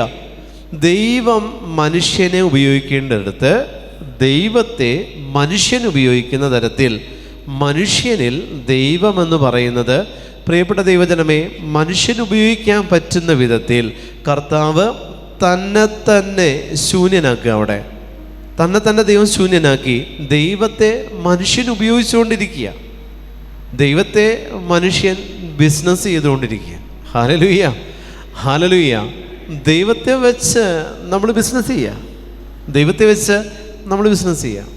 നമ്മൾ ദൈവത്തെ ഉപയോഗിക്കുകയല്ലേ ചെയ്യുന്നത്. ദൈവം ബിസിനസ്സായി പലയിടങ്ങളിലും. എങ്ങനെയാണ്? ദൈവത്തെ മനുഷ്യൻ ഉപയോഗിക്കാൻ തുടങ്ങി. ദൈവത്തെ മനുഷ്യൻ ഉപയോഗിക്കാൻ തുടങ്ങിയപ്പോൾ അതവന് രോഗത്തിന് ദൈവം വേണം, അവന് ബാധ്യത വരുമ്പോൾ ദൈവം വേണം, കുടുംബ പ്രശ്നം വന്നാൽ ദൈവം വേണം. ഇങ്ങനെ എല്ലാത്തിനും ഉപയോഗിക്കാൻ ഉള്ള ഒരു ഇൻസ്ട്രുമെൻ്റായി ദൈവത്തെ മനുഷ്യൻ വില കുറച്ച് കാണാൻ തുടങ്ങിയപ്പോഴാണ് ആദ്യത്തെ 3 കൽപ്പനകളല്ലാതായി മാറ്റപ്പെട്ടത്. ദൈവത്തെ നമ്മൾ ഇതുവരെയും ദൈവമായിട്ടൊന്നും കണ്ടിട്ടില്ല പ്രിയപ്പെട്ടവരെ. ദൈവമായിട്ട് കണ്ടിട്ടുണ്ടെങ്കിൽ നിങ്ങളൊരിക്കലും ദൈവത്തോട് നിയോഗം പറയില്ല, ആരാധിക്കുകയുള്ളൂ. ആരാധിക്കുന്ന വ്യക്തിയെ സംബന്ധിച്ച് നിയോഗങ്ങൾ വരില്ല. അതാത് കാലഘട്ടത്തിൽ അവനെല്ലാം അവർക്ക് ഒരുക്കി വച്ചിട്ടുമുണ്ട്. ആരാധിക്കാതിരിക്കുമ്പോഴാണ് നിയോഗങ്ങൾ കടന്നു വരുന്നതും പ്രാർത്ഥിക്കുന്നതും. അപ്പോഴും ആരാധിക്കുന്നില്ല. ആരാധിക്കുന്ന വ്യക്തിയെ സംബന്ധിച്ച് നിയോഗങ്ങൾക്കുള്ള ചാൻസ് അവിടെ മാറുകയാണ്. ആരാധിക്കാതെ വരുമ്പോൾ നിയോഗങ്ങൾ അവിടെ ഒരു ഐഡിയലായിട്ട് വരും. അവിടെ ഒരു വിഗ്രഹമായിട്ട് നിയോഗങ്ങൾ ചാർജ് എടുക്കും. പിന്നെ എൻ്റെ പ്രാർത്ഥനകളെല്ലാം നിയോഗങ്ങളോടാണ്, വിഗ്രഹത്തോടാണ്, വിഗ്രഹാരാധനയായിട്ട് മാറുക. അപ്പോൾ 1-ാം പ്രമാണ ലംഘനം എന്ന് പറയുമ്പോൾ വിഗ്രഹാരാധനയാണെന്നുള്ളത് നമുക്കറിയാം. 1-ാം പ്രമാണ ലംഘനത്തിൻ്റെ മറ്റൊരു ഫോമാണ് വിഗ്രഹാരാധന. എന്താണ് ഈ വിഗ്രഹം? എൻ്റെ നിയോഗങ്ങൾ തന്നെയാണ് എൻ്റെ വിഗ്രഹം. Hallelujah, hallelujah. എൻ്റെ നിയോഗങ്ങൾ വിഗ്രഹമായിട്ട് മാറുകയാണ്. ദൈവത്തെ 3 നേരം അല്ലെങ്കിൽ 4 യാമങ്ങളിൽ ഞാൻ ദൈവത്തെ ആരാധിക്കേണ്ടതിന് പകരം ഈ 4 യാമങ്ങളിലും ഞാൻ ദൈവത്തിൻ്റെ മുമ്പിൽ മുട്ടുകുത്തുമ്പോൾ ആദ്യം ഈ വിഗ്രഹം എടുത്തു വയ്ക്കും. എൻ്റെ രോഗം, എൻ്റെ കടബാധ്യത, എൻ്റെ ജീവിത പ്രശ്നങ്ങൾ, ഈ വിഗ്രഹം ഞാൻ പ്രതിഷ്ഠിക്കുന്നു. 4 യാമങ്ങളിൽ ഈ വിഗ്രഹം പ്രതിഷ്ഠിച്ചിട്ട് ഞാൻ ആരാധന തുടങ്ങുകയാണ്. ആരെയാണ് ആരാധിക്കുന്നത്? ഈ വിഗ്രഹത്തെ ആരാധിക്കുക. 1-ാം പ്രമാണ ലംഘനം ചെയ്യുന്നത് നിയോഗ പ്രാർത്ഥനയിലാണ്. Hallelujah, hallelujah. പ്രാർത്ഥനകൾക്ക് പേരിട്ട് വിളിച്ചു, നിയോഗങ്ങളെന്നുള്ള പേരിട്ട് പ്രാർത്ഥനകളെ വിളിക്കാൻ തുടങ്ങുന്നത് തന്നെ വിഗ്രഹാരാധനയാണ്. വിഗ്രഹാരാധനയാണ്. പിശാച് മനുഷ്യനെ റൂട്ട് മാറ്റി വിടുന്ന വഴി നിങ്ങളൊന്ന് ആലോചിച്ച് നോക്കിയേ. നിയോഗങ്ങൾക്ക് വേണ്ടി പ്രാർത്ഥിക്കുന്ന വ്യക്തിയുടെ ആത്മസ്ഥിതി എന്താണ്? അവൻ്റെ ആത്മാവ് ദൈവത്തിൻ്റെ സന്നിധിയിൽ എത്തില്ല. മരിച്ചാൽ എത്തില്ല. കാരണം അവൻ പ്രാർത്ഥിച്ചത് ആത്മാവിന് വേണ്ടിയിട്ടല്ല, നിയോഗങ്ങൾ എന്ന് പറയുന്ന വിഗ്രഹമാണ്. വിഗ്രഹാരാധന നമ്മൾ ചെയ്യുന്നത് 1-ാം പ്രമാണ ലംഘനം പ്രാർത്ഥനയിൽ തന്നെ മറിഞ്ഞു കിടക്കുന്നുണ്ട്. 1-ാം പ്രമാണ ലംഘനം ഒരു അമ്പലത്തിൽ പോയി, ഒരു മോസ്കിൽ പോയി ആരാധിക്കുന്നതല്ല. അതതിൻ്റെ ഒറ്റ രൂപം മാത്രമാണ്. അതിൻ്റെ വകഭേദം പ്രാർത്ഥനയിൽ തന്നെ മറിഞ്ഞു കിടക്കുന്നുണ്ട്. വിഗ്രഹാരാധന എന്ന് പറയുന്നത് പ്രാർത്ഥനയിൽ തന്നെ മറിഞ്ഞു കിടക്കുന്ന പ്രമാണലംഘനമാണ്. പ്രിയമുള്ളവരെ, സാത്താൻ അവൻ്റെ കൂട് കൂട്ടിയിരിക്കുന്നത് നിൻ്റെ പ്രാർത്ഥനാ ജീവിതത്തിൽ തന്നെയാണ്. നിനക്കത് മനസ്സിലാകുന്നില്ല, നിങ്ങൾക്കത് മനസ്സിലാകുന്നില്ല. സാത്താൻ അവൻ്റെ ടെമ്പിൾ അവൻ പണിതിരിക്കുന്നത് നിൻ്റെ പ്രാർത്ഥനാ ജീവിതത്തിൽ തന്നെയാണ്. നിയോഗങ്ങൾ എന്ന് പറയുന്നത് ഏറ്റവും വലിയ അപകടകാരിയായ വിഷമാണ്. പ്രാർത്ഥനാ ജീവിതത്തിലെ ഏറ്റവും വലിയ അപകടകാരിയായ വിഷമാണ്. ഒന്ന്, ദൈവത്തിന് കിട്ടേണ്ട ആരാധനകളെ അത് ബ്ലോക്ക് ചെയ്യും. കാരണം ആരാധനകളെല്ലാം നിയോഗങ്ങൾ കൊണ്ടുപോകും. ദൈവത്തിന് കിട്ടേണ്ട ആരാധനകളെല്ലാം നിയോഗങ്ങൾ കൊണ്ടുപോകും. വിഗ്രഹാരാധനയാണ് 1-ാം പ്രമാണ ലംഘനമാണ്. 2, നിയോഗങ്ങൾ കടന്നു വരും തോറും നിൻ്റെ പ്രാർത്ഥനകൾ സ്വർഗം ലക്ഷ്യമാക്കി ആയിരിക്കില്ല, നിയോഗങ്ങൾ ലക്ഷ്യമാക്കി മാത്രം പ്രാർത്ഥിക്കാൻ സാത്താൻ നിന്നെ പ്രേരിപ്പിക്കും. അതും 1-ാം പ്രമാണ ലംഘനമാണ്. കാരണം നിൻ്റെ ദൈവമായ കർത്താവ് ഞാനാകുന്നു, ഞാനല്ലാതെ മറ്റൊരു ദൈവം നിനക്കുണ്ടാകരുത്. നിങ്ങളുടെ നിയോഗങ്ങൾ നിങ്ങളുടെ ദൈവങ്ങളാകുന്നത് നിങ്ങൾ പലപ്പോഴും അറിയുന്നില്ല. 1-ാം പ്രമാണ ലംഘനത്തിൻ്റെ ഫസ്റ്റ് ഫോം എന്ന് പറയുന്നത് നിങ്ങൾ തന്നെ ക്രിയേറ്റ് ചെയ്ത നിങ്ങളുടെ നിയോഗങ്ങളെന്ന് പറയുന്ന മറ്റൊരു ദൈവത്തെ നിങ്ങൾ സ്ഥാപിക്കുമ്പോഴാണ് 1-ാം പ്രമാണ ലംഘനത്തിൻ്റെ ആദ്യത്തെ സ്റ്റെപ്പ്. അവിടെയാണ് പ്രിയപ്പെട്ടവരെ. അതല്ലാതെ നമ്മളൊന്നും എല്ലാ ദിവസവും ഏതെങ്കിലും അമ്പലത്തിൽ പോയിട്ട് തൊഴാനൊന്നും നിൽക്കുന്നില്ല. എല്ലാ ദിവസവും മറ്റ് ആരാധനകളിലേക്ക് നമ്മൾ പോകുന്നില്ല. അത് സാത്താന് നന്നായിട്ട് അറിയാം നമ്മൾ അങ്ങനെ ചെയ്യില്ല എന്നുള്ളത്. അത് അവൻ്റെ പ്രത്യേകമായിട്ടുള്ള താല്പര്യമുള്ള വ്യക്തികൾ മാത്രമേ ആ ഒരു റാങ്കിലേക്ക്, പാപത്തിൻ്റെ ആ ഒരു റാങ്കിലേക്ക് പ്രവേശിക്കുന്നുള്ളൂ. അതുകൊണ്ട് അവൻ പ്രാർത്ഥിക്കുന്ന മക്കളെ അവൻ്റെ ഇഷ്ടത്തിന് ഉപയോഗിക്കുന്നത് എങ്ങനെയാണ്? നിയോഗങ്ങൾ എന്ന് പറയുന്ന മറ്റൊരു ദൈവത്തെ നിങ്ങളുടെ ജീവിതത്തിൽ അവൻ സ്ഥാപിച്ചു. നിയോഗങ്ങൾ എന്ന് പറയുന്ന മറ്റൊരു ദൈവത്തെ നിങ്ങളുടെ ജീവിതത്തിൽ അവൻ സ്ഥാപിച്ചു. അതിനുവേണ്ടി അതിന് മുൻപിൽ നിങ്ങൾ ആ വിഗ്രഹത്തിന് മുൻപിൽ നിങ്ങളിരുന്ന് എല്ലാ ദിവസവും ആ വിഗ്രഹത്തെ നിങ്ങൾ പൂജിച്ചു കൊണ്ടിരിക്കും. ആ വിഗ്രഹത്തെ നിങ്ങൾ പൂജിച്ചു കൊണ്ടിരിക്കും. എൻ്റെ മക്കൾ, എൻ്റെ മക്കൾ, എൻ്റെ മക്കൾ. വിഗ്രഹമാണ്, മക്കൾ വിഗ്രഹമായി. പറയുന്നത് മക്കളുടെ പ്രയർ റിക്വസ്റ്റാണ്, പക്ഷെ അത് വിഗ്രഹമായി. കാരണം ദൈവത്തെക്കാൾ ഉപരി നിങ്ങൾ ഈ പേര് ഉപയോഗിക്കുന്നുള്ളൂ.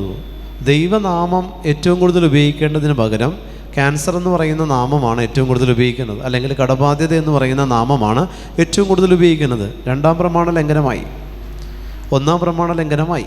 ആരാധന ഇത് കൊണ്ടുപോയി ഏറ്റവും കൂടുതൽ ദൈവനാമത്തെ നിന്ദിക്കുന്ന പ്രവൃത്തിയാണ്. ഈ നാമമാണ് ഉച്ചരിച്ചുകൊണ്ടിരിക്കുന്നത്, ഉരുവിട്ടുകൊണ്ടിരിക്കുന്നത് ഈ നാമമാണ്, ദൈവനാമമല്ല.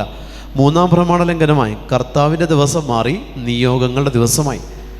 ആദ്യത്തെ 3 പ്രമാണങ്ങൾ ലംഘിക്കാൻ നിയോഗങ്ങളെന്ന് പറയുന്ന ഒറ്റ സ്പിരിറ്റ് മതി. അപ്പോൾ അവസാനം നിയോഗം പ്രാർത്ഥനയായി. അപ്പോൾ സാത്താൻ പ്രാർത്ഥനയിൽ അവൻ ഫുൾ ചാർജ് ഏറ്റെടുത്തില്ലേ? നിയോഗം പ്രാർത്ഥനയായി. നിയോഗമാതാവ് എന്ന് പറയുന്ന രീതിയിലേക്ക് പരിശുദ്ധമ്മയെ നമ്മൾ കൊണ്ടുവരികയാണ്. നിയോഗ പ്രാർത്ഥന എന്ന് പറയുന്ന രീതിയിൽ പ്രാർത്ഥനകൾ നമ്മൾ കൊണ്ടുവരിക. അപ്പോൾ ദൈവത്തിന് കിട്ടേണ്ട അവസ്ഥകൾ, നിയോഗങ്ങൾ കൊണ്ടുപോവുക. പ്രാർത്ഥനയെന്ന് പറയുന്നത് പ്രിയമുള്ളവരെ, ഏതെങ്കിലും ഭൂമിയിലുള്ള ആവശ്യങ്ങൾ ചേർത്ത് പ്രാർത്ഥന എന്ന് വിളിക്കരുതൊരിക്കലും. അത് കാരണം പ്രാർത്ഥന ദൈവം എന്ന് പറയുന്നതിൻ്റെ പൂർണ്ണ രൂപത്തിൻ്റെ ഒരു പേരാണ് പ്രാർത്ഥന. ഇത് ശീലിക്കേണ്ടതാണ്, പ്രാക്ടീസ് ചെയ്യേണ്ടതാണ്, ഇത് ചൊല്ലേണ്ടതല്ല. പ്രാർത്ഥനയെന്ന് പറയുന്നത് ജീവിതമാണ്. ദൈവത്തിൽ ജീവിക്കുന്ന അവസ്ഥയുടെ പേരാണ് പ്രാർത്ഥന. ദൈവത്തോട് ചെയ്യുന്ന കാര്യത്തിൻ്റെ പേരല്ല പ്രാർത്ഥന. ദൈവത്തോട് ചെയ്യുന്ന ഏതെങ്കിലും ഒരു പ്രവൃത്തിയുടെ പേരല്ല പ്രാർത്ഥന. ദൈവത്തിൽ ഒരു വ്യക്തി ജീവിക്കുന്നുണ്ടെങ്കിൽ അതിന് വിളിക്കുന്ന പേരാണ് പ്രാർത്ഥന. കുമ്പസാരിക്കുമ്പോൾ ഞാൻ ആ കൂട്ടിനകത്ത് പ്രവേശിക്കുകയാണ്. ഞാൻ ദൈവത്തിൻ്റെ റേഞ്ചിലേക്ക് പ്രവേശിക്കുന്നതാണ് കുമ്പസാരം.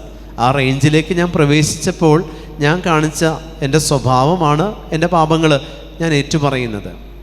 എൻ്റെ പാപങ്ങൾ ഞാൻ ഏറ്റുപറയുന്നത് ഞാൻ കാണിക്കുന്ന സ്വഭാവമാണ് അവിടെ.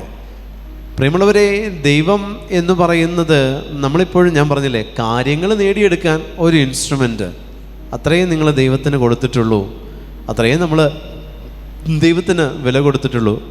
ദൈവം തന്നോടുള്ള സമാനത നിലനിർത്തേണ്ട കാര്യമായിട്ട് പരിഗണിക്കാതെ അവൻ തന്നെ താഴ്ത്തി മനുഷ്യരോടൊത്ത് അവൻ വസിച്ചു. അവൻ മനുഷ്യരോടൊത്ത് വസിച്ചു. ഉൽപ്പത്തിയിൽ പറയുന്നു, ഇനി നമുക്ക് നമ്മുടെ ഛായയിലും സാദൃശ്യത്തിലും മനുഷ്യനെ സൃഷ്ടിക്കാം. ഇനി നമുക്ക് നമ്മുടെ ഛായയിലും സാദൃശ്യത്തിലും മനുഷ്യനെ സൃഷ്ടിക്കാം. ബാക്കിയുള്ള എല്ലാ സൃഷ്ടികർമ്മത്തിന് മുൻപും ഇങ്ങനെ ഒരു ഒരുക്കം ദൈവം ചെയ്തിട്ടില്ല, ഒരുങ്ങിയിട്ടില്ല ദൈവം. മനുഷ്യനെ സൃഷ്ടിക്കാൻ ദൈവം ഒരുങ്ങി. കാരണം ദൈവം മനുഷ്യനെ സൃഷ്ടിച്ചത് തൻ്റെ ഛായയിലും തൻ്റെ സാദൃശ്യത്തിലുമായതുകൊണ്ട് അവിടെ ഒരു ഒരുക്കത്തെ നമുക്ക് കാണാൻ പറ്റും. ഉൽപ്പത്തിയിൽ ദൈവം ഒരുങ്ങി ചെയ്തു എന്ന് നമുക്ക് കാണാൻ പറ്റുന്നതാണ് മനുഷ്യ സൃഷ്ടിയിൽ. മനുഷ്യ സൃഷ്ടിയിൽ ദൈവം ഒരുങ്ങി ചെയ്തു. ഇനി നമുക്ക് നമ്മുടെ ഛായയിലും സാദൃശ്യത്തിലും മനുഷ്യനെ സൃഷ്ടിക്കാം. ഒരുക്കമാണ്. അപ്പോൾ ദൈവത്തിലേക്ക് വരുമ്പോഴും ഈ ഒരുക്കം ഇല്ലെങ്കിൽ ദൈവത്തിലേക്ക് അടുക്കരുത്. ഒരുക്കമുണ്ടാകണം. ഇത് തന്നെയാണ് വിവാഹ വസ്ത്രം ധരിച്ച് ദൈവത്തിലേക്ക്, വിരുന്നിലേക്ക് കടന്നു വരണമെന്ന് പറയുന്നത്. ആ വിവാഹ വസ്ത്രത്തിൻ്റെ ഒരു ലെയറാണ് വിശുദ്ധ കുമ്പസാരം. വിവാഹ വസ്ത്രം ധരിക്കുമ്പോൾ അതിന് ഇത്ര ലെയറുണ്ട്, അതിൻ്റെ ഒരു ലെയർ മാത്രമാണ് വിശുദ്ധ കുമ്പസാരം. ഈ വിശുദ്ധ കുമ്പസാരം എന്ന് പറയുന്ന വസ്ത്രവും കൂടെ ഈ വിവാഹ വസ്ത്രത്തിൻ്റെ ഒരു ലെയറായിട്ട് നമ്മളതിനെ സ്വീകരിക്കണം. അതിനു മീതെ വീണ്ടും നമ്മളുടെ ഒരുക്കത്തിൻ്റെ, പാപങ്ങൾ ഉപേക്ഷിക്കുന്ന വസ്ത്രങ്ങൾ, ദൈവത്തോടുള്ള, മറ്റുള്ളവരോട് ക്ഷമിച്ചു എന്നുള്ള വസ്ത്രം, ഇതെല്ലാം വിവാഹ വസ്ത്രത്തിൻ്റെ പല ലെയേഴ്സാണ്. ഇത്രയും ലെയറുള്ള ഡ്രസ്സ് ഞാൻ അണിഞ്ഞാണ് വിവാഹ വിരുന്നിലേക്ക്, പരിശുദ്ധ ബലിയിലേക്ക് ഞാൻ പ്രവേശിക്കുന്നത്. 3-ാമത്തെ കൽപ്പന. ഇത്രയും ഞാനായി കഴിഞ്ഞാൽ പിന്നെ കർത്താവ് അവൻ്റെ തനിരൂപം പുറത്തു കൊണ്ടുവരുന്നതാണ്. അടുത്ത വചനത്തിൽ പറയുന്നു, തന്നെ ശൂന്യനാക്കി കൊണ്ട് ദാസൻ്റെ രൂപം സ്വീകരിച്ച് മനുഷ്യരുടെ സാദൃശ്യത്തിൽ ആയിത്തീർന്ന് ആകൃതിയിൽ മനുഷ്യനെ പോലെ കാണപ്പെട്ടു. ആകൃതിയിൽ മനുഷ്യനെ പോലെ ദൈവം കാണപ്പെട്ടു. മരണം വരെ, അതെ, കുരിശു മരണം വരെ അനുസരണമുള്ളവനായി തന്നെ താഴ്ത്തി. ആകയാൽ ദൈവം അവനെ അത്യധികമുയർത്തി എല്ലാ നാമങ്ങൾക്കും ഉപരിയായ നാമം നൽകുകയും ചെയ്തു. ഇത് യേശുവിൻ്റെ നാമത്തിനു മുൻപിൽ സ്വർഗത്തിലും ഭൂമിയിലും പാതാളത്തിലുമുള്ള സകലരും മുട്ടുകൾ മടക്കുന്നതിനും യേശുക്രിസ്തു കർത്താവാണെന്ന് പിതാവായ ദൈവത്തിൻ്റെ മഹത്വത്തിനായി എല്ലാ നാവുകളും ഏറ്റുപറയുന്നതിനും വേണ്ടിയാണ്.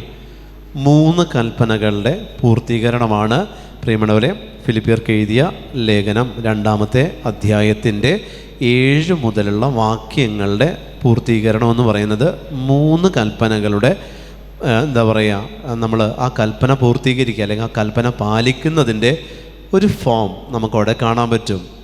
കൽപ്പന പാലിച്ചു എന്നുള്ളതിൻ്റെ ഫോമാണ് 7 മുതലുള്ള വാക്യങ്ങൾ. അത് ഭക്ഷണത്തിന് ശേഷം ഞാൻ ഒന്നുകൂടെ പറയാം. അത് നിങ്ങൾ വായിച്ച് ശ്രദ്ധയോടെ വായിക്കുക.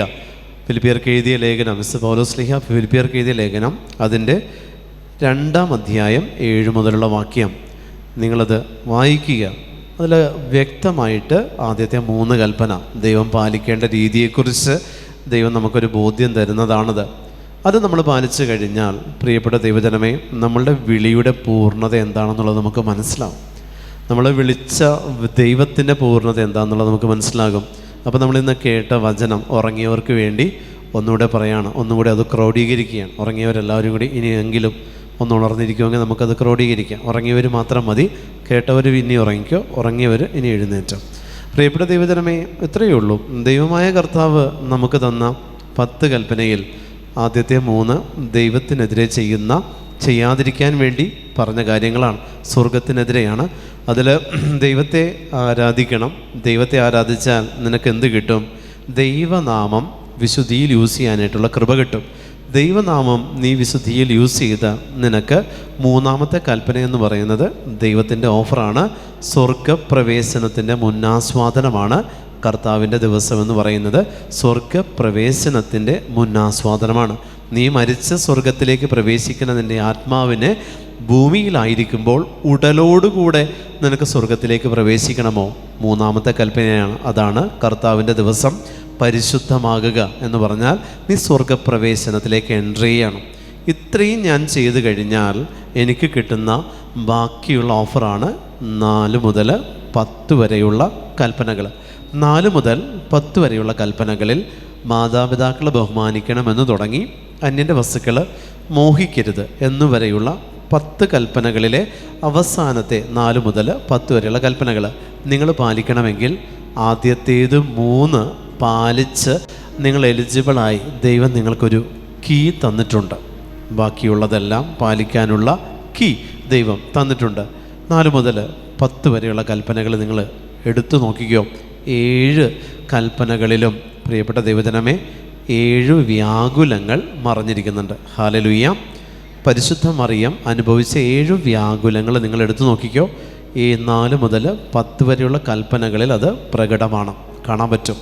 ആ 7 വ്യാകുലങ്ങൾ ധ്യാനിച്ചാൽ ഈ 4 മുതൽ 10 വരെയുള്ള കൽപ്പനകളെ ഈ ഭൂമിയിൽ എങ്ങനെ നിറവേറ്റണമെന്നുള്ളത് നമുക്ക് തീരുമാനിക്കാൻ പറ്റും. 4 മുതൽ 10 വരെയുള്ള കൽപ്പനകളിൽ 7 കൂദാശകൾ മറഞ്ഞിരിക്കുന്നുണ്ട്. 4 മുതൽ 10 വരെയുള്ള കൽപ്പനകൾ നമ്മൾ ലംഘിക്കാൻ കാരണം 7 മൂലപാപങ്ങളാണ്. അപ്പോൾ 3 × 7 കാര്യങ്ങളാണ് 4 മുതൽ 10 വരെയുള്ള കൽപ്പനകൾ. അപ്പോൾ 3 × 7 21 ദിവസം വിശുദ്ധ ദാനിയേൽ ഉപവസിച്ച 21 ദിവസത്തെ ഉപവാസം എന്താണ്? എല്ലാം ശ്രേഷ്ഠമായത് ഉപേക്ഷിച്ച് ഒരു രുചിയുമില്ലാത്തതിനെ സ്വീകരിച്ചു. അതാണ് 4 മുതൽ 10 വരെയുള്ള കൽപ്പനകളിലുള്ള അന്തസത്ത. ശ്രേഷ്ഠമായിട്ടുള്ളതെല്ലാം മാറ്റിവെച്ച് ദൈവത്തെ പ്രതി നമ്മളെ തന്നെ ശൂന്യമാക്കുന്നതാണ് 4 മുതൽ 10 വരെയുള്ള കൽപ്പനകൾ. ആദ്യത്തെ 3 കൽപ്പനകൾ ഞാൻ ദൈവത്തോട് ചേരുന്നതാണ്, കൽപ്പനയല്ല. ഞാൻ ദൈവത്തോട് ചേരുന്നതാണ്. ഞാൻ ദൈവത്തെ ആരാധിക്കുന്നു, മറ്റാരെ ഞാൻ ആരാധിക്കുന്നില്ല. അതെൻ്റെ സ്വകാര്യ അഹങ്കാരമാണത്. അതൊരു കൽപ്പനയല്ല, അതെൻ്റെ ആത്മീയതയിലുള്ള അഹങ്കാരമാണത്. ഞാൻ ദൈവത്തെ ആരാധിക്കുന്നു. ആർക്കും പറ്റുന്നില്ല, എനിക്ക് സാധിക്കുന്നുണ്ട്. അത് എൻ്റെ ദൈവം എന്നോട് പറഞ്ഞ കൽപ്പനയല്ല, എനിക്ക് ദൈവം തന്ന ഓഫറാണ്. കർത്താവിൻ്റെ നാമം, ദൈവം എന്നെ പേര് ചൊല്ലി വിളിക്കുമ്പോൾ അവനെ പേര് ചൊല്ലി വിളിക്കാൻ എനിക്ക് പെർമിഷൻ തന്നു. അതും ദൈവം എനിക്ക് തന്ന ഓഫറാണ്. 3 ഞാൻ പറഞ്ഞു, കർത്താവിൻ്റെ ദിവസം, അതും ദൈവം എനിക്ക് തന്ന ഓഫറാണ്. ഒരു ഡിവൈൻ അറ്റ്മോസ്ഫിയറിലേക്ക് പ്രവേശിക്കാൻ സ്വർഗത്തിൻ്റെ മുന്നാസ്വാദനമാണ് 3ാമത്തെ കൽപ്പന. ഈ 3 ഓഫർ ദൈവം എനിക്ക് തന്നു. സ്വീകരിക്കുക, അത് നിങ്ങളുടെ ഇഷ്ടമാണ്. പാലിക്കാൻ ഞാൻ പറയുന്നില്ല, സ്വീകരിക്കുക. 3 ഓഫർ സ്വീകരിക്കുക നിങ്ങൾ. അതാണ് കൽപ്പന, അത്രയേ ഉള്ളൂ. അതിനെ നമ്മൾ വലിയ സംഭവമാക്കി വെച്ചിരിക്കുക, ഇതിങ്ങനെയാണ്, അല്ലെങ്കിൽ തല പൊട്ടിത്തെറിക്കുക. അല്ല, ദൈവം നമുക്ക് തന്നിരിക്കുന്ന ഓഫറാണത്. സ്വീകരിച്ചാൽ നിങ്ങൾക്ക് ദൈവമഹത്വം കാണാൻ പറ്റും. ഹല്ലേലൂയ. എഴുന്നേറ്റ് നിൽക്കാം.